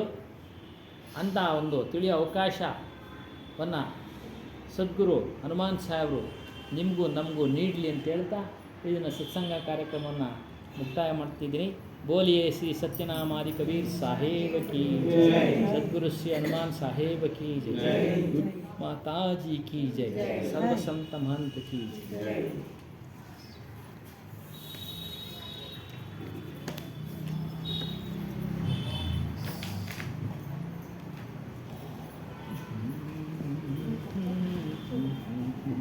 हाँ तोड़ी 6ನೇ पेज. जय जय सत्य कबीर, सतनाम सतसुकृत, सतरत हत कामी, साहेब सतरत हत कामी, विगत कलेशपति स्वामी, विगत कलेश सतदामी, त्रिभुवनपति स्वामी. साहेब जय जय सत्य कबीर, जयति जयति कबीरम, नाशक भवपीरम, साहेब नाशक भवपीरम. दारो मनुज शरीरम, दारो मनुज शरीरम, शिशुवर सरतीरम. साहेब जय जय सत्य कबीर, कमल पात्र पद शोभित, शोभाजित कैसे, साहेब शोभाजित कैसे. ನೀಲಾಚಲ ಪರರಾಜಿತ ನೀಲಾಚಲ ಪರರಾಜಿತ ಮುಕ್ತಾಮಣಿ ಜೈ ಶ್ರೀ ಸಾಹೇಬ್ ಜೈ ಜೈ ಸತ್ಯ ಕಬೀರ್ ಪರಮ ಮನೋಹರ ರೂಪಂ ಪ್ರಮುದಿತ ಸುಖರಾಶಿ ಸಾಹೇಬ್ ಪ್ರಮುದಿತ ಸುಖರಾಶಿ ಅತಿ ಅಭಿನವ ಅವಿನಾಶಿ ಅತಿ ಅಭಿನವ ಅವಿನಾಶಿ काशीपुरवासी साहेब जय जय सत्य कबीर हम सब बारण कारण प्रगटे तनधारी साहेब प्रगटे तनधारी पारक रूप विहारी पारक रूप विहारी अविचल अधिकारी साहेब जय जय सत्य कबीर साहेब कबीर की आरत अगणित अगहारी साहेब अगणित अगहारी धर्मदास बलिहारी धर्मदास बलिहारी मंगलकारी साहेब जय जय सत्य कबीर बोलिए श्री सत्यनामादि कबीर साहेब की सत्य श्री हनुमान साहेब की जय गुरु माता जी की जय सर्व संत महंत की जय कवर ऐತೆ ಕವರ್ ಇದ್ರಾಗ ಐತೆ ಬ್ಯಾಗ್ನಾಗೆ